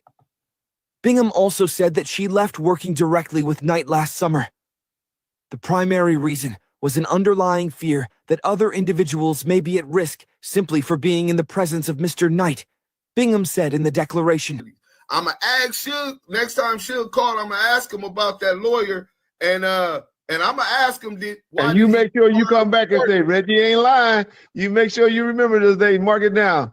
He going to tell you. Why did he tell her to report you then, Reggie? Because he was mad at Reggie? But I ain't mad at him. What are y'all talking about? We told y'all we have nothing to do with this bullshit. This is some bullshit, you know? Where is it coming from? If Bunchy, because word on the street was Bunchy was watching the tape. If Bunchy had the tape or watching the tape, we don't know why. But me and Suge ain't had nothing to do with this. I call Suge, tell Suge, hey, these niggas is, you know, Suge, I ain't worried about those niggas. I ain't got. So everybody's starting to meet and talk and meet with people and all of that. And they had meetings behind it. But they still believe it. And they've been at the Bunchy ever since. And they killed Bunchy. In your car? In my car. In your car? In my car. In your car? In my car. In your car? In my car. Buntry being killed in a car registered to Reggie is ironic, because according to Kevin Hackey, Reggie attempted to have him murdered in similar fashion. He said Reggie called him out of the blue, asking him to drive somewhere for him. Kevin said he declined, and told Reggie if he wanted him killed, then to stop being a coward and do it himself. Kevin also said Reggie told him that he had enough money and knew the right people, and that he could have him killed at any time. After that, Reggie told me, hey, it ain't given time. I have the money, I have the people, I can have you killed, it ain't given time. Hackey says he told his FBI handlers, and according to these transcripts obtained by Fox 11, also told LAPD detectives a decade ago that Wright had threatened, I can have you killed at any given time. Did they try to somehow tie you into it, or since it is your car, or Well, the stupid conspirators out there, I don't even want to say their names because people start giving them views or something. Yeah. But they're going to say, Reggie Wright Sr. was in the car, and he took off and ran. Where did that come from? Because they don't know. Well, I think Frank Alexander. Now Reggie brings up Frank Alexander, another person who was murdered mysteriously, and another person who said they were afraid of Reggie Wright. Reggie has been online telling everybody that Frank Alexander killed himself. Ask yourself, why does Reggie want people to believe that suicide was the cause of Frank's death? What happened to Frank Alexander? While I was looking for Michael's Okay, let me answer that question right quick. What did Debbie tell you happened to Frank Alexander? That he was shot in the head. That he was shot in the head? Yep. Not that he shot himself in the head? That is correct. So she said he was shot in the head, not that he shot himself. But you have to understand, this woman's coming to me and talking to me in No, but denial. answer the question, how did she say it? That he was shot in the head? Yes, Or that that's how she said it. That don't make sense. A lot of things don't make sense. I was told that Frank was shot in the back of the head. That's why it's a cold case. It's not closed. Frank was so afraid of Reggie that he began recording all of his phone calls with him. Hit that like button, man. Don't miss You didn't get lost and not get the peanut today? No, I think you'll be fine. Yeah, Reggie.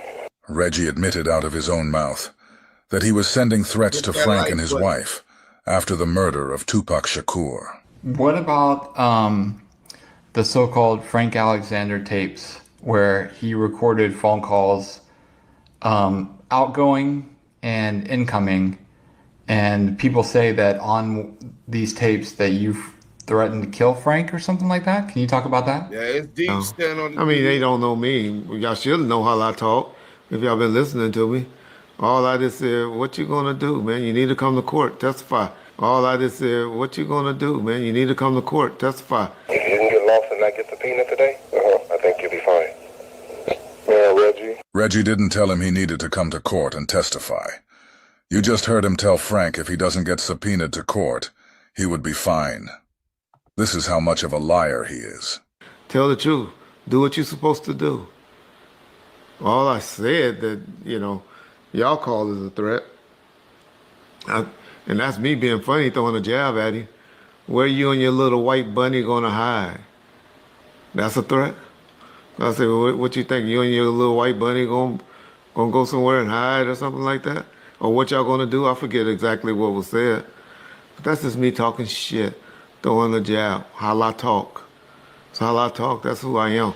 All of y'all think y'all know me and know this and know all of this and y'all know Reggie and Reggie's a square and a buster and all of that. It's because you don't really know me. Y'all know what I perpetrate or put out on that particular day. But you don't really know me. You don't. So you don't know what I'm capable of doing or not doing.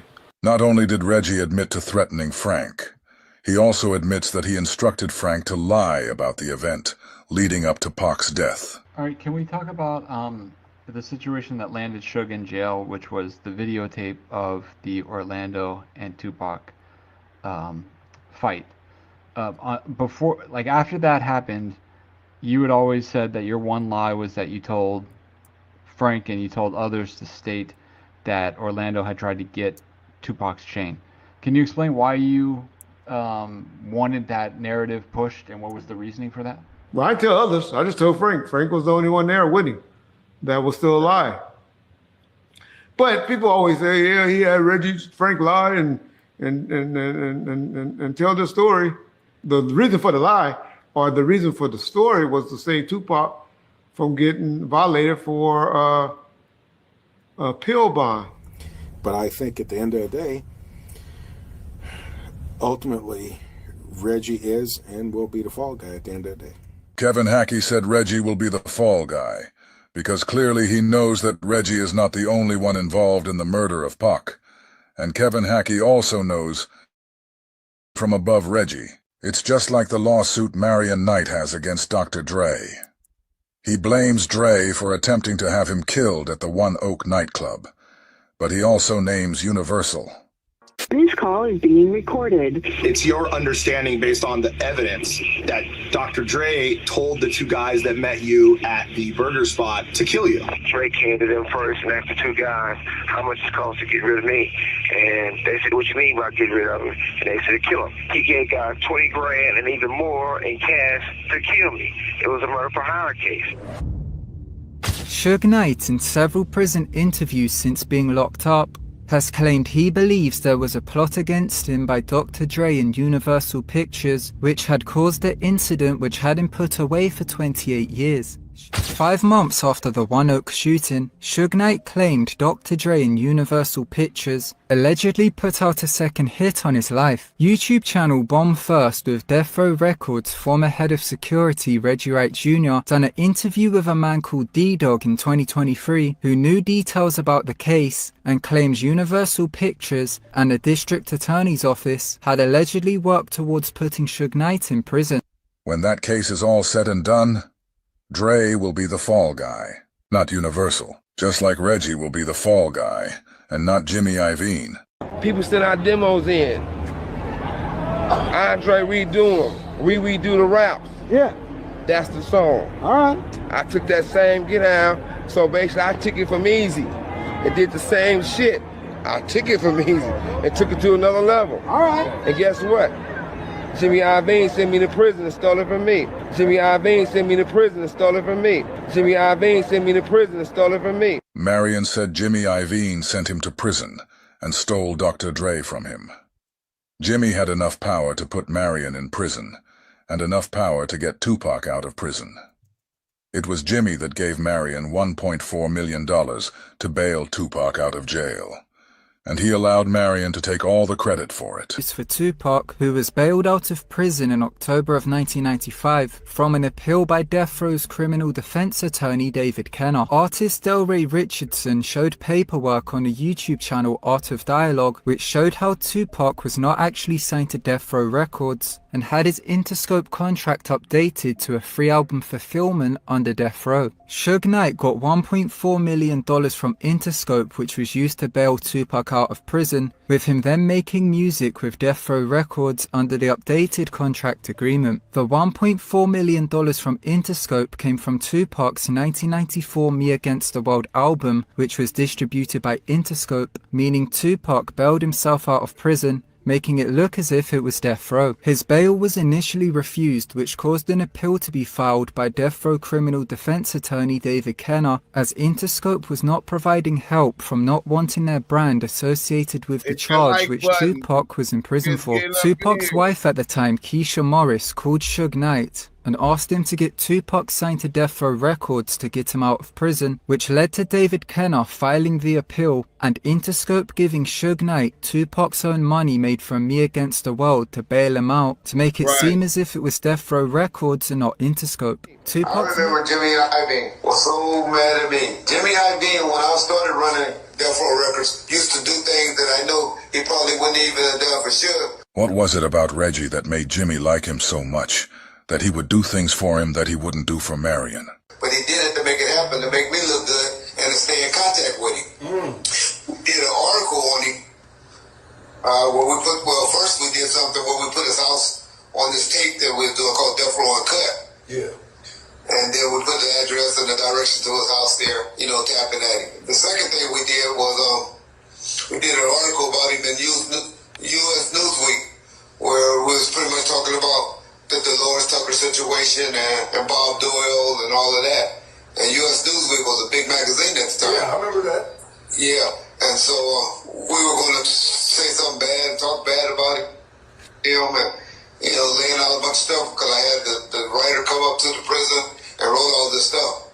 Of course, the writer went back and told Jimmy all the stuff we said, and Jimmy had a lot of connections then, and he got the article stopped.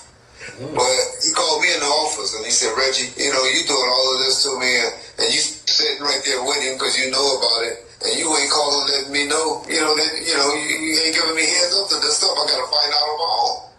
I said, Jimmy, wait a minute, I work for Suge Knight. I'm Suge's friend. Nasty work, Selena. And he goes, Reggie, you gonna learn one day who got the real power around here and who doesn't.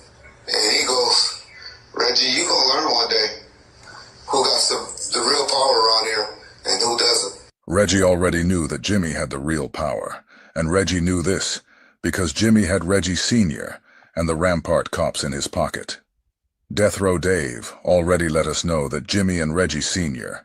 were good buddies. Jimmy is close personal friends with Reggie Wright Sr. Jimmy is close personal friends with Reggie Wright Sr. Now that we know Reggie Sr. and Jimmy were close personal friends, listen to the story he tells about him insisting that Marion Knight get real police officers for Death Row's security. A very funny story is that I insisted that they get real security. Real cops. Okay? Not the hood cops. I said, no, this is what happened. I insisted they get real police. Because I didn't want to, I said, I just can't do this anymore. This is crazy. I come to the studio and there's all these guys and it doesn't feel like, Jimmy said he insisted that they get real police because he comes around the studio and it doesn't feel like. Then he didn't finish it. So according to Jimmy, there is no right-way security at Death Row yet. And he came to Marion telling him to get real cops there. This shows you Jimmy's hand in getting Tupac out of jail, and his hand in getting police officers and undercover FBI agents around him. So, next time I go, there's real police. Next time I go, there's real police. Next time I go, there's real police. right? Cedric was an assistant. Way after it at ends. Death Row. I found that they were Rampart guys. Rayj already knew that he worked in law enforcement. So anybody that get on the platform and say you a police, yes, right. I was. Yes, period. Right. Now motherfucker that work at Death Row can deny that. That's their whole nobody that or didn't know that. Wait a minute, that was back then that era. Can't say they didn't know that we had more than one police officer in that motherfucker. We had police officers hanging out and robbing banks and shit. No, you didn't. No shit like that. We had police officers hanging out and robbing banks and shit. We had police officers hanging out and robbing banks and shit. We had police officers hanging out and robbing banks and shit. No, you didn't. No shit like that. I ain't never met that no motherfucker before in my life. I found that they were Rampart guys. So what Jimmy just did right there is put the nail in Reggie's coffin whenever they're ready. Reggie has insisted that he and his father don't know who any of the Rampart cops are. Reggie claimed that he doesn't know Rafael Perez or David Mack, who have both been implicated in the killing of Christopher Wallace. Now Jimmy just said he found out that the cops working for Death Row Security were Rampart guys, and Reggie Wright Jr. is the owner of that company. Oh. Yeah. I mean, I had no idea. How am I supposed to know? You know. Yeah. And by the way, I'm not saying I'm innocent or guilty. I'm just saying that it happened. Jimmy did this because just like Kevin Hackey said, Reggie would be the fall guy at the end of the day. What people have to understand is that before Jimmy did this interview letting us know that he insisted that Marion get real police officers, Reggie Wright Sr. had already went on Vlad TV and told everyone that he contacted Marion Knight because there was a rumor that some of the guys in his inner circle planned on kidnapping and robbing him. Now, you met up with Suge at one point and said that some Mob Piru guys were going to kidnap him or rob him or something? Well, I had gotten some information, that some of the mob guys that he was, trying to hire or work with him in Death Row were going to eventually kidnap him and rob him. So I had gotten that information. And by, knowing the guy, knowing he wasn't no hard guy, I wanted him to be aware so he can watch his back. And I did meet up with him to more or less say, you need to watch who your guys are around you because, if they don't feel as though they going to get enough money out of yourself, they going to rob you. That's what the word is. And that's when we met and we discussed that. And he took heed to it. Okay. He took heed because he offered me to be a security. And that's when I told him, half the guys that you run around with, I'm working cases on them. Okay. That's how that went. And is that when your son, Reggie Wright Jr., kind of stepped in and filled that role? Eventually, he got with Suge because, he grew up with Suge and stuff. And Reggie had started his business, security business, because he had retired from the police department because of an injury, and he was setting up his security business. And then he and Suge finally talked, and then Suge hired him, as a security, and it went from there. After Jimmy did that interview, Reggie Sr. knew he had to change his story a little bit. Death Row I could talk a lot about because my son was part of that security and police thing when Death Row first started. Matter of fact, Suge and my son grew up, I lived about a block from where Suge was raised. And they both played football at Linwood. So I knew Suge long before he got involved in all this stuff. But then once all this developed and he started Death Row and stuff, he had a group of the mob Piru guys or Lulu Park Piru guys that Suge had to hire or had part of his entourage and stuff like that. I used to call them the gangster security. Okay? But then he knowing it was getting a lot crazy in that, knowing he needed some police actual security. My son was a Compton police officer at the time, but he got hurt in an accident. Him and Suge was tight. So he got with Suge, and my son was starting a security business on his own called Right Way Security. So he got with Suge, because Suge first contacted me through Reggie. Now Reggie Sr. is saying that he was first contacted by Marion through his son Reggie. But on Vlad TV, he said he contacted Marion because there was a rumor that one of the mobs was going to kidnap him. Do you see the way Jimmy hung them out to dry? Just 3 days after the awards, Tupac and others attack an LA gang member in a hotel lobby after a Mike Tyson fight in Las Vegas. Believed to be in response to an earlier assault against someone affiliated with Death Row, the attack will land Death Row head Suge Knight in jail, and according to some police reports, lead to Tupac being shot less than 3 hours later. This is the footage of what happened to Orlando Anderson after he was jumped by Death Row. If you take a deeper look, you'll see police officers in plain clothes acting as spectators. Right here to the left of the screen, you see Reggie Wright Sr. holding his arms behind his back. Notice that no one else is standing with their arms behind their backs. That's just one of those special things that Reggie Sr. subconsciously does. The guy in the tank top, the guy in front of him, and the guy behind him are also police officers. Notice how this officer is using some kind of speaking device. If you didn't think they were all together, you can now see the officer come behind the other officer and place his hands on his shoulders. And as you can see, Reggie Wright Sr. is still standing there with his hands behind his back. Let's examine facial features real quick. As you can see on the picture to the right is a headshot of Reggie Wright Sr. You can see that he has an indentation on his face right here, which can also be seen in the picture of him on the left. He also has noticeably broad shoulders.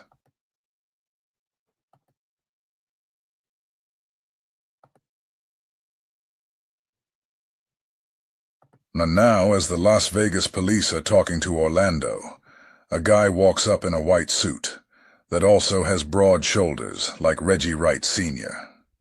Notice the police officer that is now walking behind Reggie, watching everything that's going on.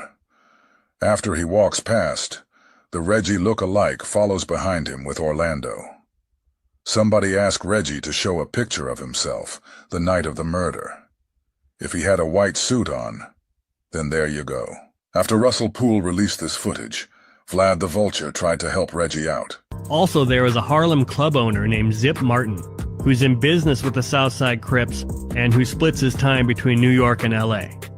So one of the New Yorkers who's with Zip, this guy, is sent to get Anderson away from the cops and bring him to the food court where they can regroup. You guys see the type of protection Reggie has?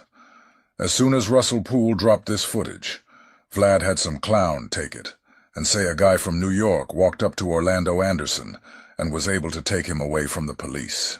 The other day, I was watching a Vlad video with Reggie Wright Sr. in it, and surprisingly enough, he was doing the arms behind the back pose again. Black police officers being sanctioned by the filthy rich to kill any potential black messiahs. I would have to say David Kenner was the one that executed his final decisions and had a lot of input all the way up until he was incarcerated. And then he got depowered. And then he got depowered. And then he got depowered. And he was really starting to get depowered before he got incarcerated. And that's the reason that I really feel that he got incarcerated, because he will stop listening to David Kenner, who's been controlled by Howard Powers, Jimmy Iovine and Brian Turner, Jimmy Iovine and Brian Turner, Jimmy Iovine and Brian Turner, and the court system. Yeah. Okay, this was a massive operation. They just used Reggie Wright. What was behind it at the very top was Snoop, Dre, Jimmy Iovine, and the Deep State. Okay? Because there has been a fight for the country between the Deep State and the bad guys. And they've been trying to get control of anyone influential, any of the top black entertainers. And the people who refused to sign off, like Whitney and Michael Jackson and Pop, they would just kill. So Reggie was just doing the work that people like David Tanner and Snoop Dogg and Dre and Alvin were doing to make sure Suge's company was not successful. You need to go higher up than Reggie. Reggie's just the fall guy. Reggie's just the fall guy.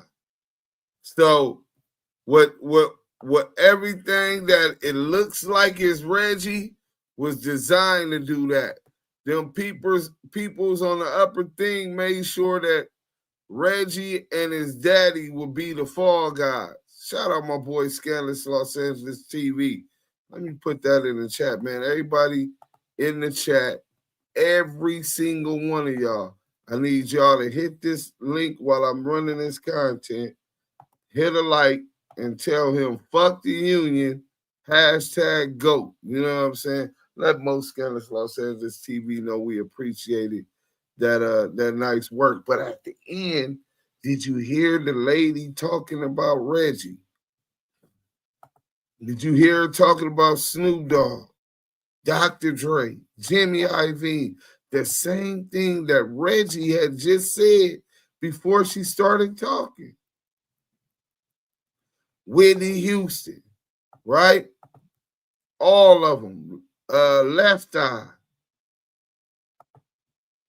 See Snoop Dogg in the mix. Suge knew this is nasty work. Yeah, it's nasty, bro. It's really, really nasty. So, for those who don't know, I just got hit by Bomb First. Let's go here. Let me show y'all this. So Bomb First just hit me, right? This is the order. While we live, we get hit. Some of your videos have been taken down by YouTube. We received the copyright removal request for your video based on applicable copyright law. We removed your video from YouTube. DAMU KIWE Conversations, Suge Knight versus Reggie Wright Jr. and Wack100. Reggie's content used. Reggie Wright says Suge Knight's girlfriend used to use foreign objects on him.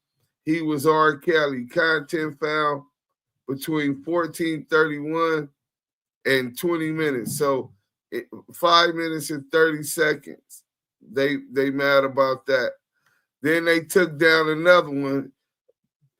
DAMU KIWE Conversation, Reggie Wright Jr. drops a dime on Suge Knight.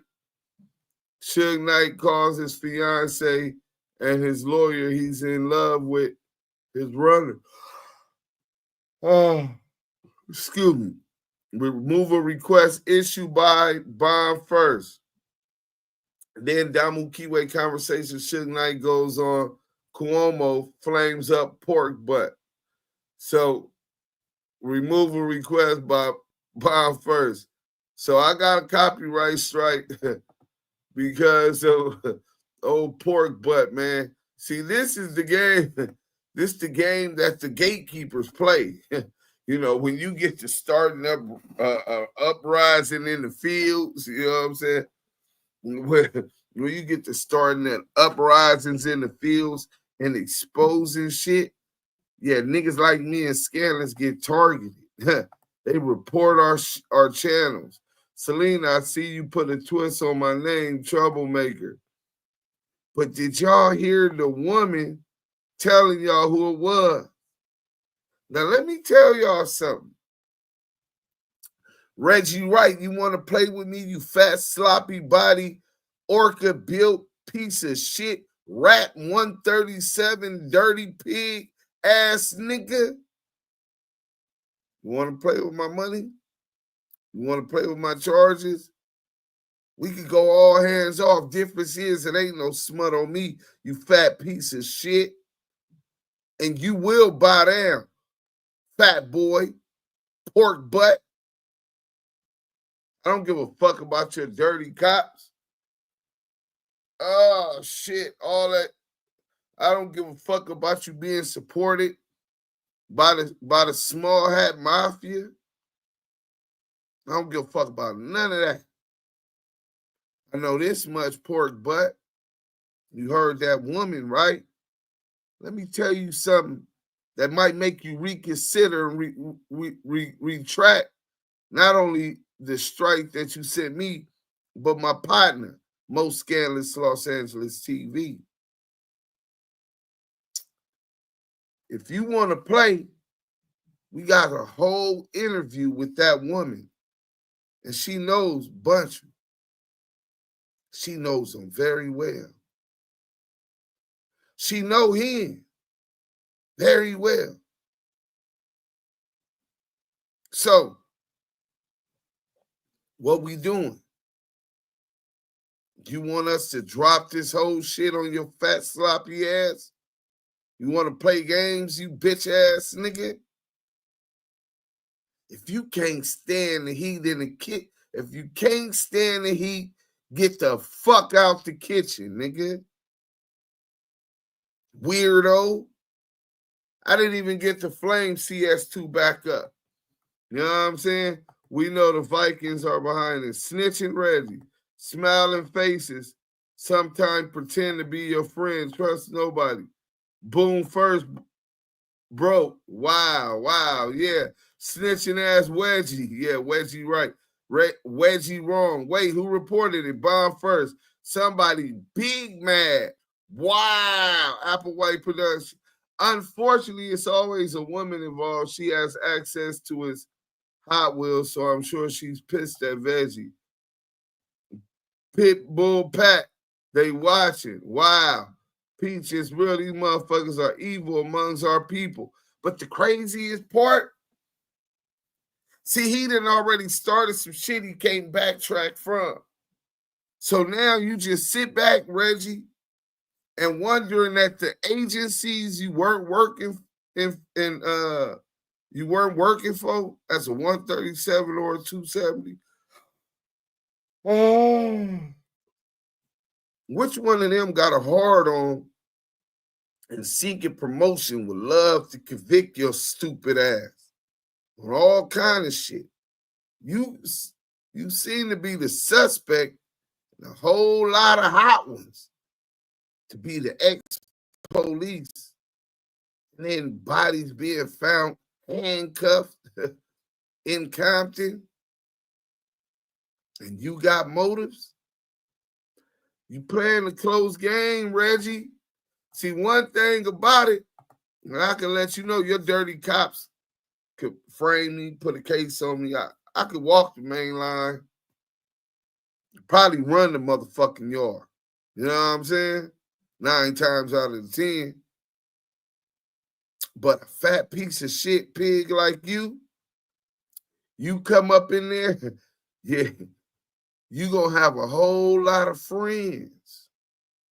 Yeah, they gonna want to wrestle, funky roll you know, and you can't move. Oh man, Duse M, you know, they fist squirming, you know what I'm saying? How Cedric had you. Duse M, you might have to start putting fair use statement at the beginning of all your videos. That may stop all of this. Yeah, but it's all right. Can you change the title and repost? They have took down 3 videos. I just got to challenge it, and that's what I'm going to do. One of the videos was 20 seconds. Use a 20-second clip that I reacted to as a reaction channel, and this motherfucker is striking me. Reggie must be getting his diaper changed. He seems upset. He's on the 3rd midnight snack Bambi. This shit is crazy. Bambi, he probably need his pamper change. No good motherfucker. Salute Righteous, but they can go on Vlad and Adam and dry snitch. Right.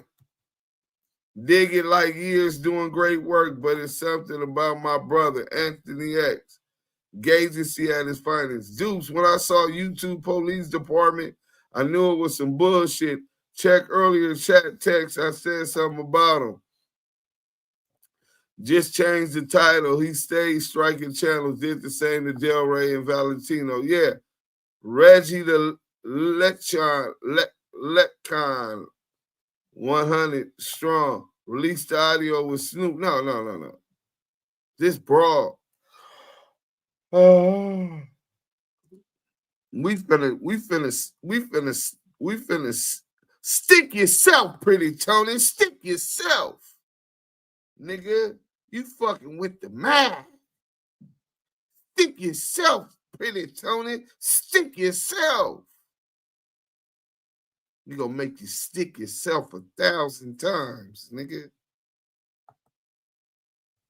Pleading that we show you some kind of leniency, but you deserve every single one. You need to stick yourself for all that foul shit you've been doing over the years that you wasn't held accountable because your dad and them dirty pigs made sure that they gave you preferential treatment. They let you get away with the evils because y'all did evils on behalf of a greater evil. Sharitha must feel guilty. That's why she's a good poop guardian. Duse is covered by God and prayers from Active Chuck family. Thank you, Miss Lisa. Oh, yeah, I'm very protected. And Anthony X, rat bastard Reggie. Reggie, you done, motherfucker. Those people you are in are going to hunt you to your death. You're not ascending nowhere. You are done. Oven off. Reggie shaped like an orchid. Nigga can't take that pressure. Bro, the truth is the most dangerous weapon that you could use for a piece of shit. See, they could come on here and tell all of these death row lies and how he was this big boss. Nigga, you was stealing money from death row, you bitch ass nigga. Let me tell you what he was doing. Hey, you with me, bro? Let me tell you. Let me take y'all on a death row story real quick. You want to play? We gonna flame your bitch ass up, right? Now, anyway, conversations. So, oh my God, let me tell you something that I know.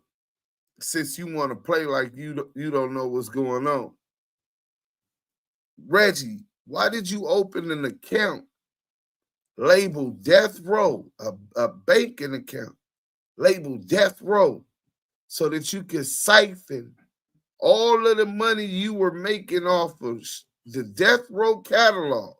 You, David Cannon, Jimmy Iovine wanted Suge broke, wanted to take Dr. Dre, Death Row, and the catalog. Why did you create open a bank account named Death Row so that you could siphon all of Death Row's income into this side alternative account? Why do you have an account called Death Row, nigga? Hard on No Diddy. Yes, stand on the Twila Mafia grape. He snitched on Dr. Dre gay ass said body being found on Greenleaf land with their heads cut off.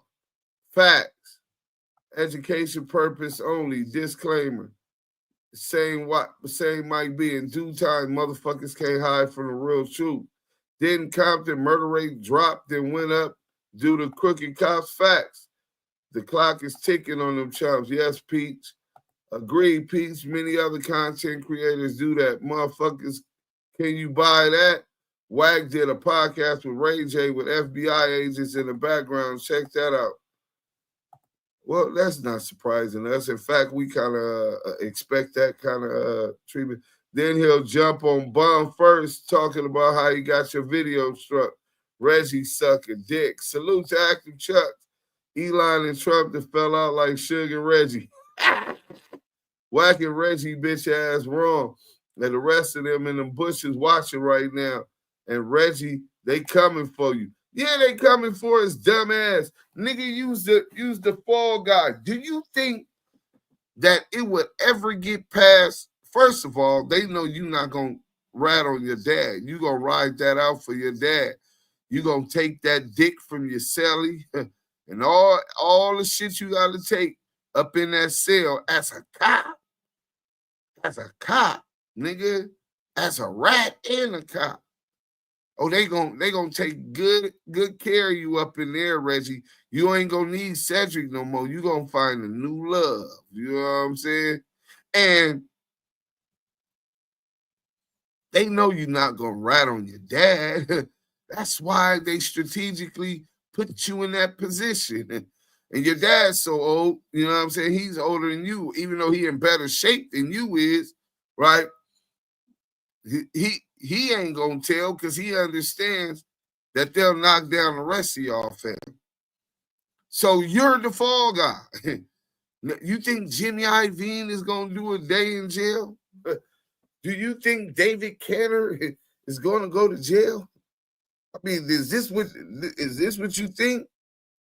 Where you think these fingers are gonna all point to? People being found with their heads cut off, nigga in handcuffs. What you think is gonna happen? And you got motive. Nasty work, man. She a Duke protector. Reggie built like a kneecap. Start the fire for flames. Straight fake accounts stealing Suge money and Dad's money. Not just Dad, Snoop. All of the death row money was being stolen. When they went and ran the they seen Reggie was stealing all of this money. Reggie wasn't just stealing from them. Him, David Cantor, and Jimmy Iovine were destroying death row. Nigga, he took the building from Suge. Nigga put the building, the death row building in his name. When the fuck have you known a police officer, an ex-police officer, on his salary to be able to buy a commercial building and afford it?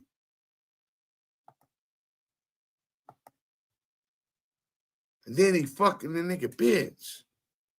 Sharitha, you foul. I don't give a fuck how bad that nigga did you. Nigga, you don't never work with a nigga over your ex-husband, your baby daddy.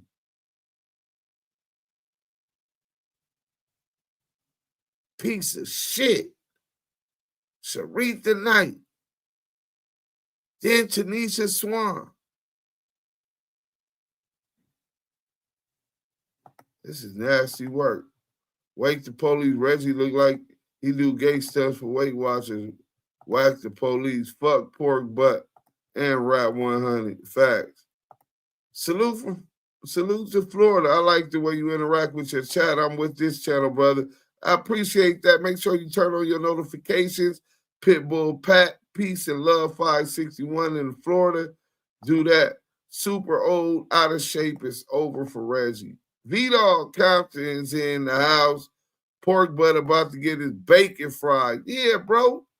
So, let me see what else I want to talk about. Because I took notes, and we already got the interview. Yeah. Let me see. I found out that Dr. Dre bamboozled Suge out of $60,000. So how would he do that? Well, a lot of people always talk about how Dr. Dre doesn't necessarily make all the beats that he's credited for. He's the symphony. So he could take something, see his potential, and turn it into a Dre beat. And that's what it'd be named, even though I produced it. So D-Mac and Laidlaw, who produced songs for Tupac on Strictly for My Niggas, them niggas was like geniuses making beats, and they had made a dope-ass beat, and Pac liked it, right? Dre heard it. He said, let me get that beat. Gave him 20 bands for the beat. So they split it 10 apiece. Dre told Suge Pac wanted this beat, and after he redid it, that beat was California Love, right? So all these niggas is working each other, and it's not one happy family over there. So Reggie was stealing all of this shit. Reggie puts the building in his name, and Suge told Buntry to go repossess that truck from Reggie Wright Jr. You stealing all of this man's shit. His building, royalties owed to him, allowing people to utilize his intellectual property catalog he owned without compensation. Well, you probably were being compensated, but you never compensated Death Row or Suge Knight. Millions of dollars. So when Suge get out and Buntry looking for that money, they figured out what was going on and that you had stole all the money. That it was a plot against him. You niggas was trying to take everything that Death Row owned. The JDL, the Small Hat Mafia, the Illuminati, the Deep State,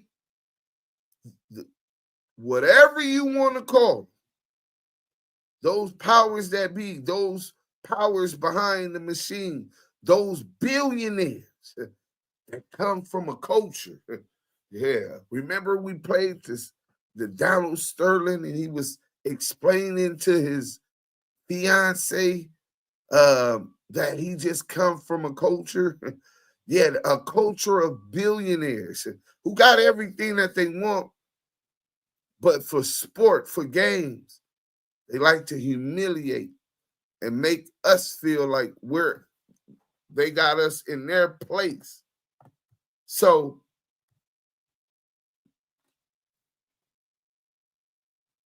what about that, pork butt? When you woke up, nigga, that truck was no longer at your house, you bitch ass nigga.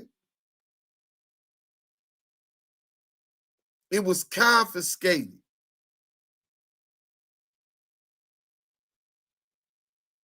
And you just couldn't even accept that. You got caught stealing. You couldn't even accept that, huh? Is that what's going on? And then the phone call. We see Reggie, I tried. Now we got the phone call where they called threatening to do something to Buntry. Do you know the dudes that called threatening Buntry on the phone? You didn't know that they talked to that Baker firm, that the Baker firm had that audio, you dumbass nigga? Do you know who gave them the audio? Take a guess. Because we got it from them. You stupid motherfucker. You always talk about how dumb Suge was. And in hindsight, it's easy to look at someone's shortcomings or what they did wrong and to poke it out. But in practical application, your bitch ass didn't know how to get in that position, nigga. Your bitch ass didn't know how to work a nigga up out a couple tickets after you position yourself with one of the greatest producers in the history of hip-hop. You didn't know how to position your motherfucking self around David Kenner. You didn't know how to position yourself. You was a failure. A fucking jailer, nigga. An overpriced, sophisticated babysitter of criminals, nigga. Fuck you know about a strategic alliance. Fuck you know about a joint venture deal. Nigga, you learned all of that sitting on your fat ass protecting Suge, nigga. Act like you a motherfucking boss, nigga. Salute to the mods. Dukes Omar needs to be interviewed. Bradley. Yeah, man, we do need to. I'm going to reach out and see if I can get in contact with the mayor. Salute Duse M. Salute Yael. Peace to the tribes in North America. Peace to you too, King. Veggie, just get your shit, roll it up in a little burrito, and tell them folks at the security thing, you can't live here no more. Roll your shit up, nigga. You know what I'm saying? Yup, she nasty, but at the same time, she wasn't faithful. V-Dog, salute. I only like Tanisha's name. Serious impact, big bro. Keep going. You got a strong message. Hey, man, I really appreciate that and that it resonates with you. Brian Dow, Lobster Claws gonna get all day in the penitentiary. Yeah, you worried about, but you say we don't get no likes. You guys don't get enough views. This is how he talk to us. He know you always lying. You always record me. You and your girlfriend, Scandalous Los Angeles. That's how you disrespect Scandalous Los Angeles. But we just accept that little shit because I disrespect him all day. See, Reggie, this is why we call you a 137 informant. You don't see how the police thinks the way that you think. You still think like the police, nigga, but you want to play like you're a bad guy, like you're on this side of the law. There's no straddling the fence. You either a law-abiding citizen, dial 911, go to work, no gangster shit. None at all. Or you a pimp, a killer, a robber, a white-collar crime, a prostitute, whatever you doing, it's on this side of the law. You live by a different code and code of ethics depending on what side of the law you own. Reggie, you been over here. You started over here. Your dad started over here. You were brainwashed to believe that this is the way it should go. Niggas should be treated like this. Man, I was cut and I missed half the show. Was G, y'all. Dre stole beats from Daz and Scott Storch. That's a fact. Prince of Power. It was cooking too, bro. To Live and Die in L.A., he said California Love Part 2 without gay-ass Dre. That's a fact. Dre and Jimmy Iovine is fucking lovers, right? So I'm really starting to think was Suge part of that club, because they don't let you into that club and at that table unless they got leverage. Bright lights, big city, Hollywood. That's why the Bay hustle different. Bright lights, big city, Hollywood. That's why the Bay hustle different. Yeah. I heard a little, but my customer was talking to me too damn much. Hey, listen, man, get your paper, man. You can watch the replay, hashtag replay gang in the chat. If you push Reggie's stomach, chocolate milk, chicken juice, and donut batter will eject from his mouth. True life, Anthony X. Yep. Stick yourself was so corny. Hey, highs on the beat. Hey, listen, brother. That's one of my favorite movies, The Mac. If you didn't find that humorous, well, I'm sorry. You know what I'm saying? Go ahead and hang around. You might like the next one. Why Dre has never worked with the clique but gave Mac Dre a beat and he gets killed. Yeah, I don't know. Anthony X. Reggie built like a pig in a blanket. The rich people playing real life, trading places without Eddie Murphy. Bro, that's exactly what the fuck going on. Let niggas take their place and throw them back in the ghetto or in jail just for sport. Hey, bro, trading places. That's exactly what the fuck they doing. Injured jailer, wrong way, security of the world, Rayj. People need to quit thinking it's a conspiracy theory. Them folks really do exist. Yeah, that's a fact, Georgia Boy 7. That's because you don't know what movie it come from. Yeah, it might be. That's all right. Even if he did and he didn't find it funny. You know what I'm saying? Deuce cooking. Hey, man, just a little bit, man. That nigga pork butt really pissed me off. But it's all right, because one thing that I know is this, and we going to end this. We're going to get into, I see we got almost 350 people in here. So I'm going to keep going. If y'all want to keep going, hit that like button, man. Let's get these likes up. So on about February 28, 2002, Reggie Wright and Right Way Security was fired from death row. Once Suge realized that it was a coup, a miss, that these niggas had fucked off his money, he fired him. Then Bunt Street was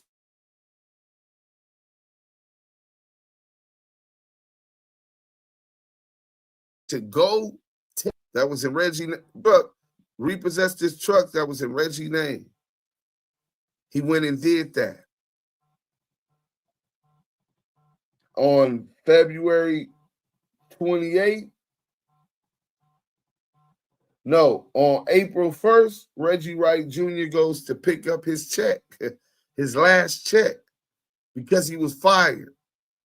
You took the man's shit, you caught with your hand in a cookie jar, you then turned against this man that put you in position, that put you at the table, and you turn your back on him, stab him in the back to go ride with the small hats, right? You want to go suck the small hats dick. You know, one thing about them, man, they understand that a lot of niggas would love that kind of power, would love that kind of money. So much so that they'll turn on their childhood friend that carried them through the greatest journey of their life. And then once they fuck up off all that money and they're handicapped, disabled, miserable, nothing in life good going for them, they gonna hate life. They're gonna beg somebody to come free them of such disgust, of such hell, because they're in a mental hell every day, not loving themselves. How you love yourself and you allow yourself to get that flabby and sick, nigga? That nigga look like Piece of the Hun from Spaceballs.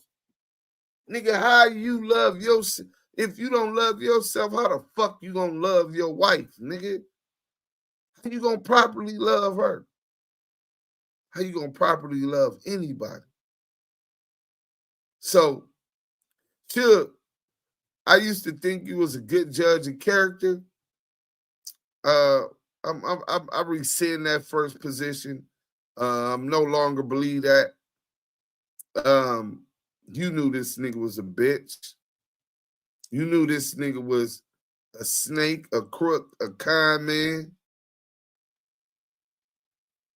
This nigga was the deacon and the drug dealer.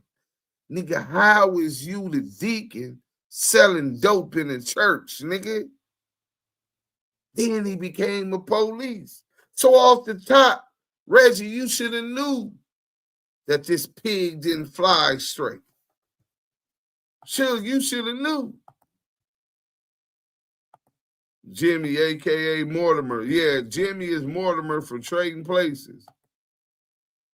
I bet $1. You got the content. Oh, yeah, get in there. So, let's get into this real quick. He's sure Bone Crusher, federal agent Wack100. I don't think Dre gave him a beat. I think Mac Dre made that beat and was speaking of himself in that song. Keep going. Mine's too, dude. Shut up when grown folks talking. Mikey, you know Veggie is sitting in here listening too. Bompton in the house, free Suge Knight. He wheezing. If he listening, he wheezing. Breathing all hard. Nigga, I know that shit. Turn your wife off, nigga. Gotta hear you. And just like that. Little Reggie so mad right now, he's shaking in his wheelchair. He should be shaking in his motherfucking boots. He should be shaking in it like a snitch at a gangster party, nigga. Because they coming for your ass, Reggie. I don't know what kind of immunity you had, but I don't think it's going to cover all of these other crimes that you didn't admit to doing when you debriefed. You know what I'm saying? If you debrief and you didn't tell them about that, you know that voids your proffer agreement and any immunity agreement you had if they could find out that you was lying, right? Well, that's what they're gonna do. So even if for future references they didn't have enough to charge you, well, that other shit that you got to deal for, where you got money laundering and all of this type of shit, tax evasion, you and your daddy. Your daddy didn't do a day in jail. Didn't do a day in jail. Moving weed OT. We really on your ass now. If Pac fired Pork Butt in 96 with his knowledge, why trust that dude in 2025? And don't nobody trust that nigga. Just got back from the store, had to get my zooms and whams, you dig? Peace, just me, what up? That's where I was going with it, but didn't know the artist. At Jerry, thank you. I smell bacon. What the hell did Reggie do with the money? Man, for one, he bought that home and put it in his wife's name, right? He's shitting on himself, he shit on himself without listening to her. Spaceball, that was a IG move, for real, for real. The original California Love is trash. Jay Diggs took him out. Reggie Wright Jr. has a wife. yeah. Sad. Fantasy Baby, I can't. It's hella burnt. OG movie. Oh, yeah. Let me get some of that for my cataract. This nigga called him Pizza the Hut from Spaceballs. If you know, you know. He not and don't. That's why he blackmailing chickens for the egg. But look, $1 bet, dude. Yeah, that's what they had did. Buy pork bellies, Mortimer.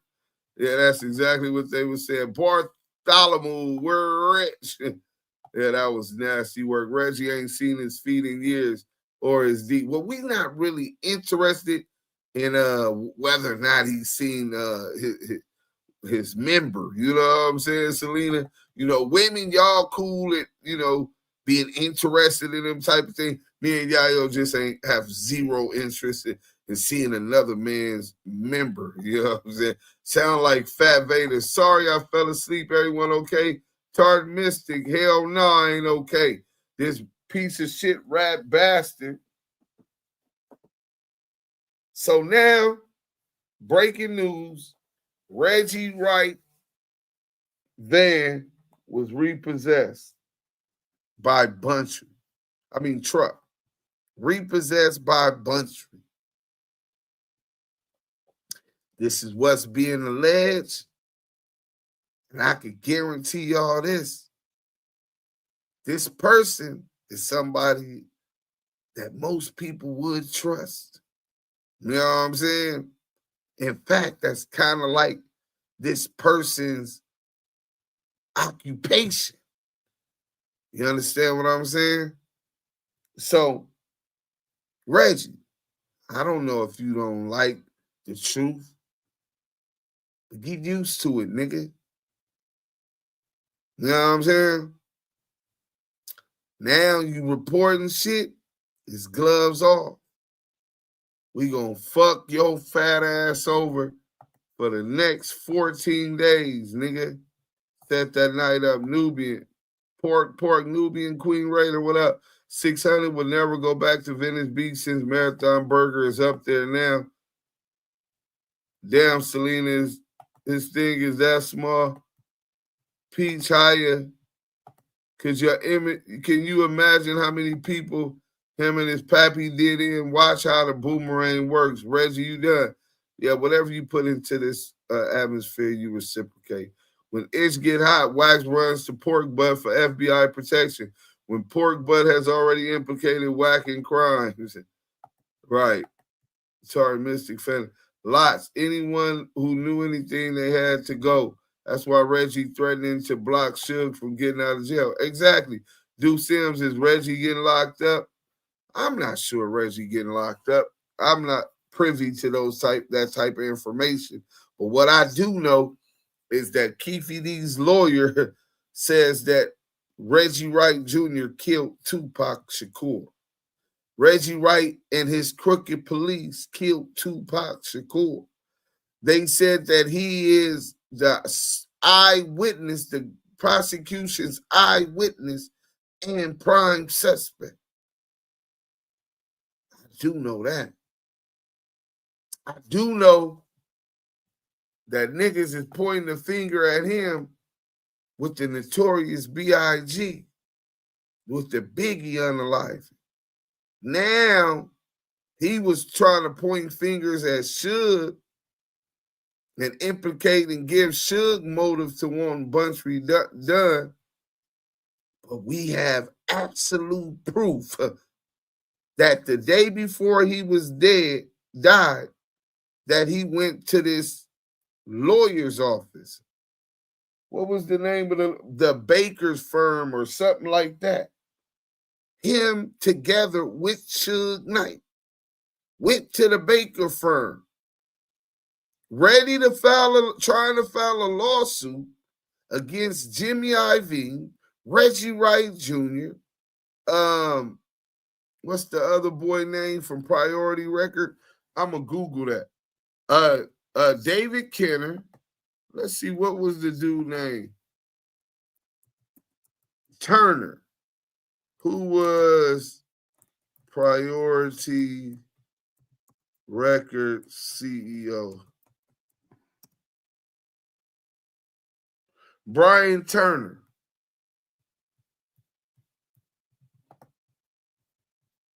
This is what was going on. So why is you putting out lies about Suge Knight and Bunstreet's friendship as if you want to leave people under the influence that he has something to do with doing somebody who they considered his best friend, bro. His ride or die. Let's talk about this. Since you want to do that, rat bastard. Reggie the Rat Wright Jr. Let's go, man.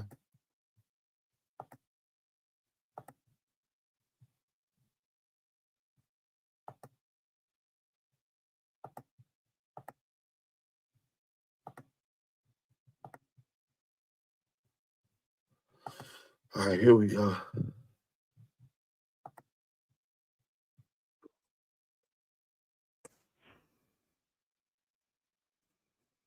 She's got a criminal history. She's got multiple identities. She's been doing. How is Rat James, who got down on Shitty Mike and on FG, gonna take a position that somebody fouled? Nigga, you fouled. You fouled. And you fucking with this nigga, and he a suspect in the homicide of your brother. You a foul ass buster, nigga. Let's go, man.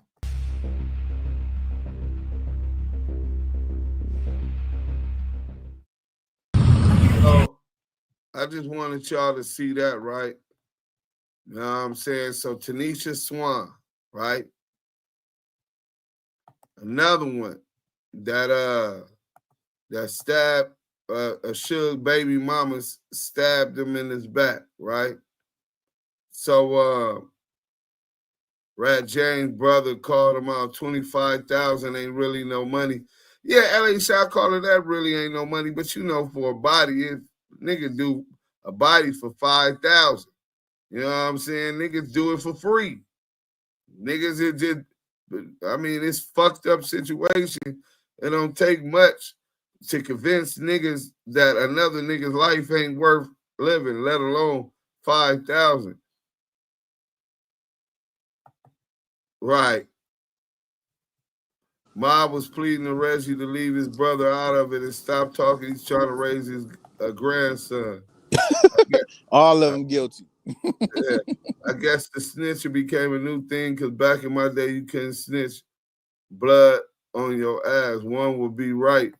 Hey, Mob James on paperwork. Yeah, back in the day, 25 love, you can buy you a bird and a half. Yeah, hey, well, you could get more than that because I remember you said for 25. I remember one time the Yickens was like 13.6, 13.5. You and nigga getting his extras too. So nigga, you could get you could get almost 2 at the right time. You know what I'm saying? Yeah. Hey, Deuce, it was inflation on the dope. Every time, every so many, often in so many years, the dope would go up. Like you say 13, we heard 17. We heard 17, we heard 22. I remember it was 17 too. You know what I'm saying? I remember 15. I remember it was 16, 5, 17. I remember all them different times, right? That's you know crazy. That is crazy, my brother. Yeah, but you know, I remember it was just a dub. Now they be wanting like 22 in the land. You know what I'm saying? 24, 25 niggas is paying out of town prices for the work. I'm good. That's crazy. Hey, the homie said 12 bands. You remember? You older than me. Shout out to the homie. You older. You old if you say that. You gotta be an old nigga to say some shit like that. They gotta be for sure in your late 50s. yeah, he got it for the fuck. Nigga that's when the blacks still had the game. You know what I'm saying? Oh yeah, you know. Let's go to this real quick, right? Yeah. So this investigation is going, right? This investigation is going, should have paid them in the 90s. That was money. Facts. Back in the day, snitching wasn't tolerated. I mean, because you had regulators. These niggas ain't regulated. Bro, these niggas don't even patrol their sets. Like, that's hell no. Crazy as shit to me, bro. Nigga. How is you a active gang member and you don't patrol your set every day? That's what gang bangers did, not fucking gang member. Gang member just, you could be an associate that's over there that's a part of them, but you could be a Christmas ornament. Just hang out. Hang on the block. You know what I'm saying? Try to mac at bitches. You know what I'm saying? You hey, might Deuce. not, yeah. I'll wait till you're done. Go ahead, brother. Go ahead.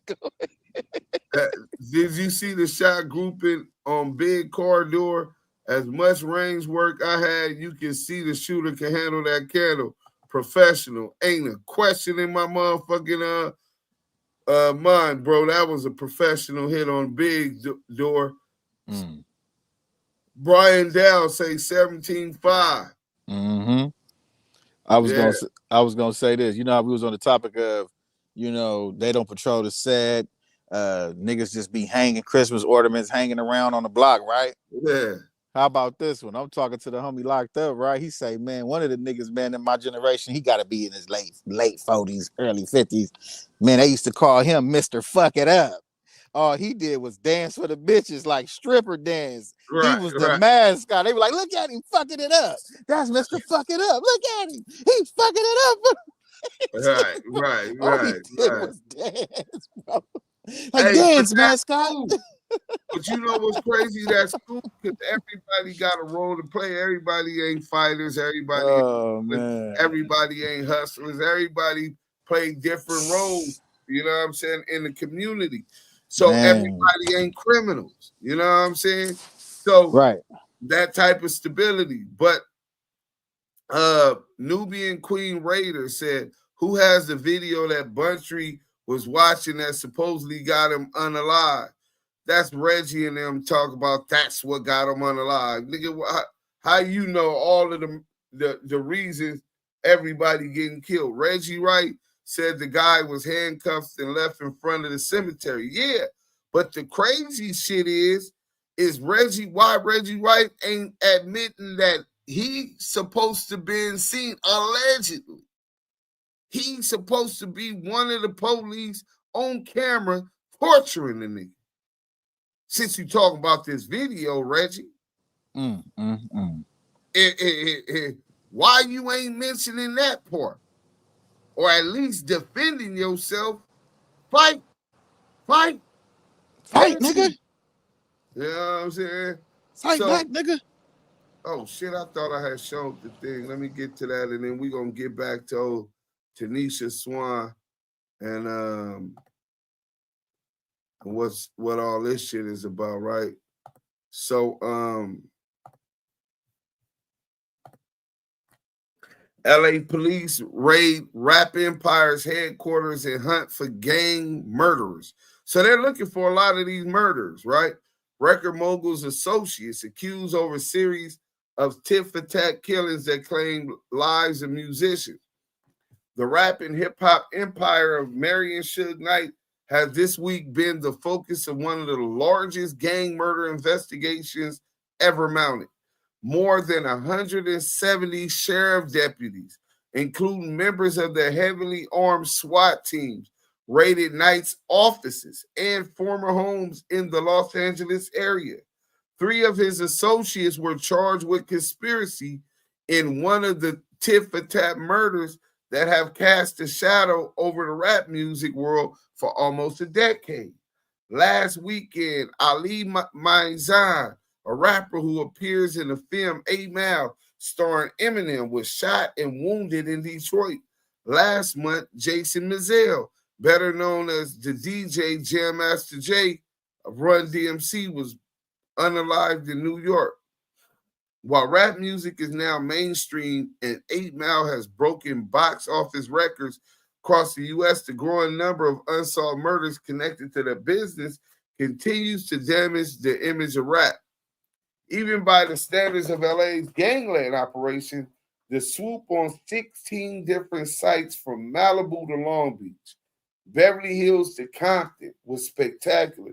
It is being seen as an indication of the desire of the authorities to get to the bottom of a series of killings that started with the 1996 murders of the rappers Tupac Shakur and Christopher Wallace, also known as the Notorious B.I.G. The raids prompted an angry response from supporters of Knight, who founded Death Row Records. Officials said he was not a suspect. Rap artist Lady Naya and L.A. Nash protested outside the offices of the Row Records, Knight's new company in Beverly Hills, yesterday. Knight's home in Malibu was also searched. Yesterday, his lawyer, David Chesnoff, issued a statement on behalf of his client. We appreciate the professionalism of the police and clearly indicating that Mr. Knight is not a suspect. The 3 men arrested are accused of conspiring in the murder in June of Eric Daniel, a member of the Compton Blood Gangs whose nickname was Scar. Daniel's killing followed the murder in April of Alton McDonald, a close associate of Knight. A close associate of Knight. A close associate of Knight. This is what the police is saying from their investigation and how they are describing Alton Montreal McDonald. But Reggie is pushing this. They were beefing. He slapped them. He slapped Suge. Okay, assume that was right. Maybe they got down after that. Maybe they got over it. Them niggas was close as fuck. But I know why you want to bring up and give someone else a motive. I think I know why. You want to give somebody else a motive in that crime. The latest related murder, that of another member of the Row staff, Henry Hendog Smith, took place only last month. A former sheriff deputy, Cordell Knox, was one of those arrests related to the Daniel conspiracy. So they got a former sheriff deputy was arrested for knocking down the nigga Daniel. He was dismissed from the sheriff's office earlier this year when he first came under suspicion. Who y'all think? Hey, Yael, let me ask you a question. This is gonna be the new poll. Hold on. Who y'all think threw this Compton police officer under the bus? But so first, did Reggie Wright Jr. feed the Poochie kill Biggie narrative to Wack100? 89% of the people said yes. Reggie Wright Jr. fed the Poochie kill Biggie narrative to Wack100, meaning Reggie is the orca, and that's the reason he drove Tanisha Swan up there to talk about it. 7% don't believe Reggie told him Poochie, and 4% said Suge told Wack about it himself. Pardon me.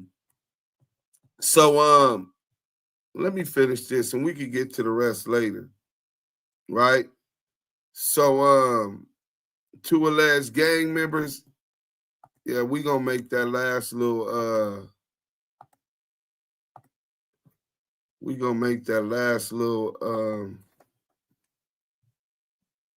poll.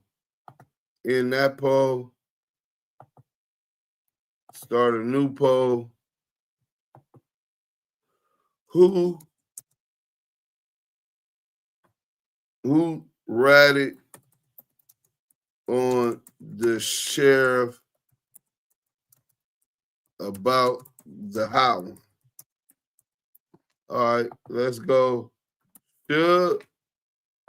Let's go. Reggie Wright Jr. Let's go. Mob James.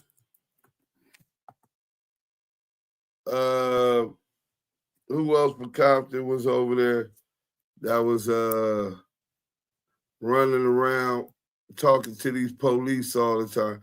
Reggie Wright Jr. Suge was just being after. Let me put Suge Knight in case y'all don't know what Suge I'm talking about. All right, that's good enough. Boom.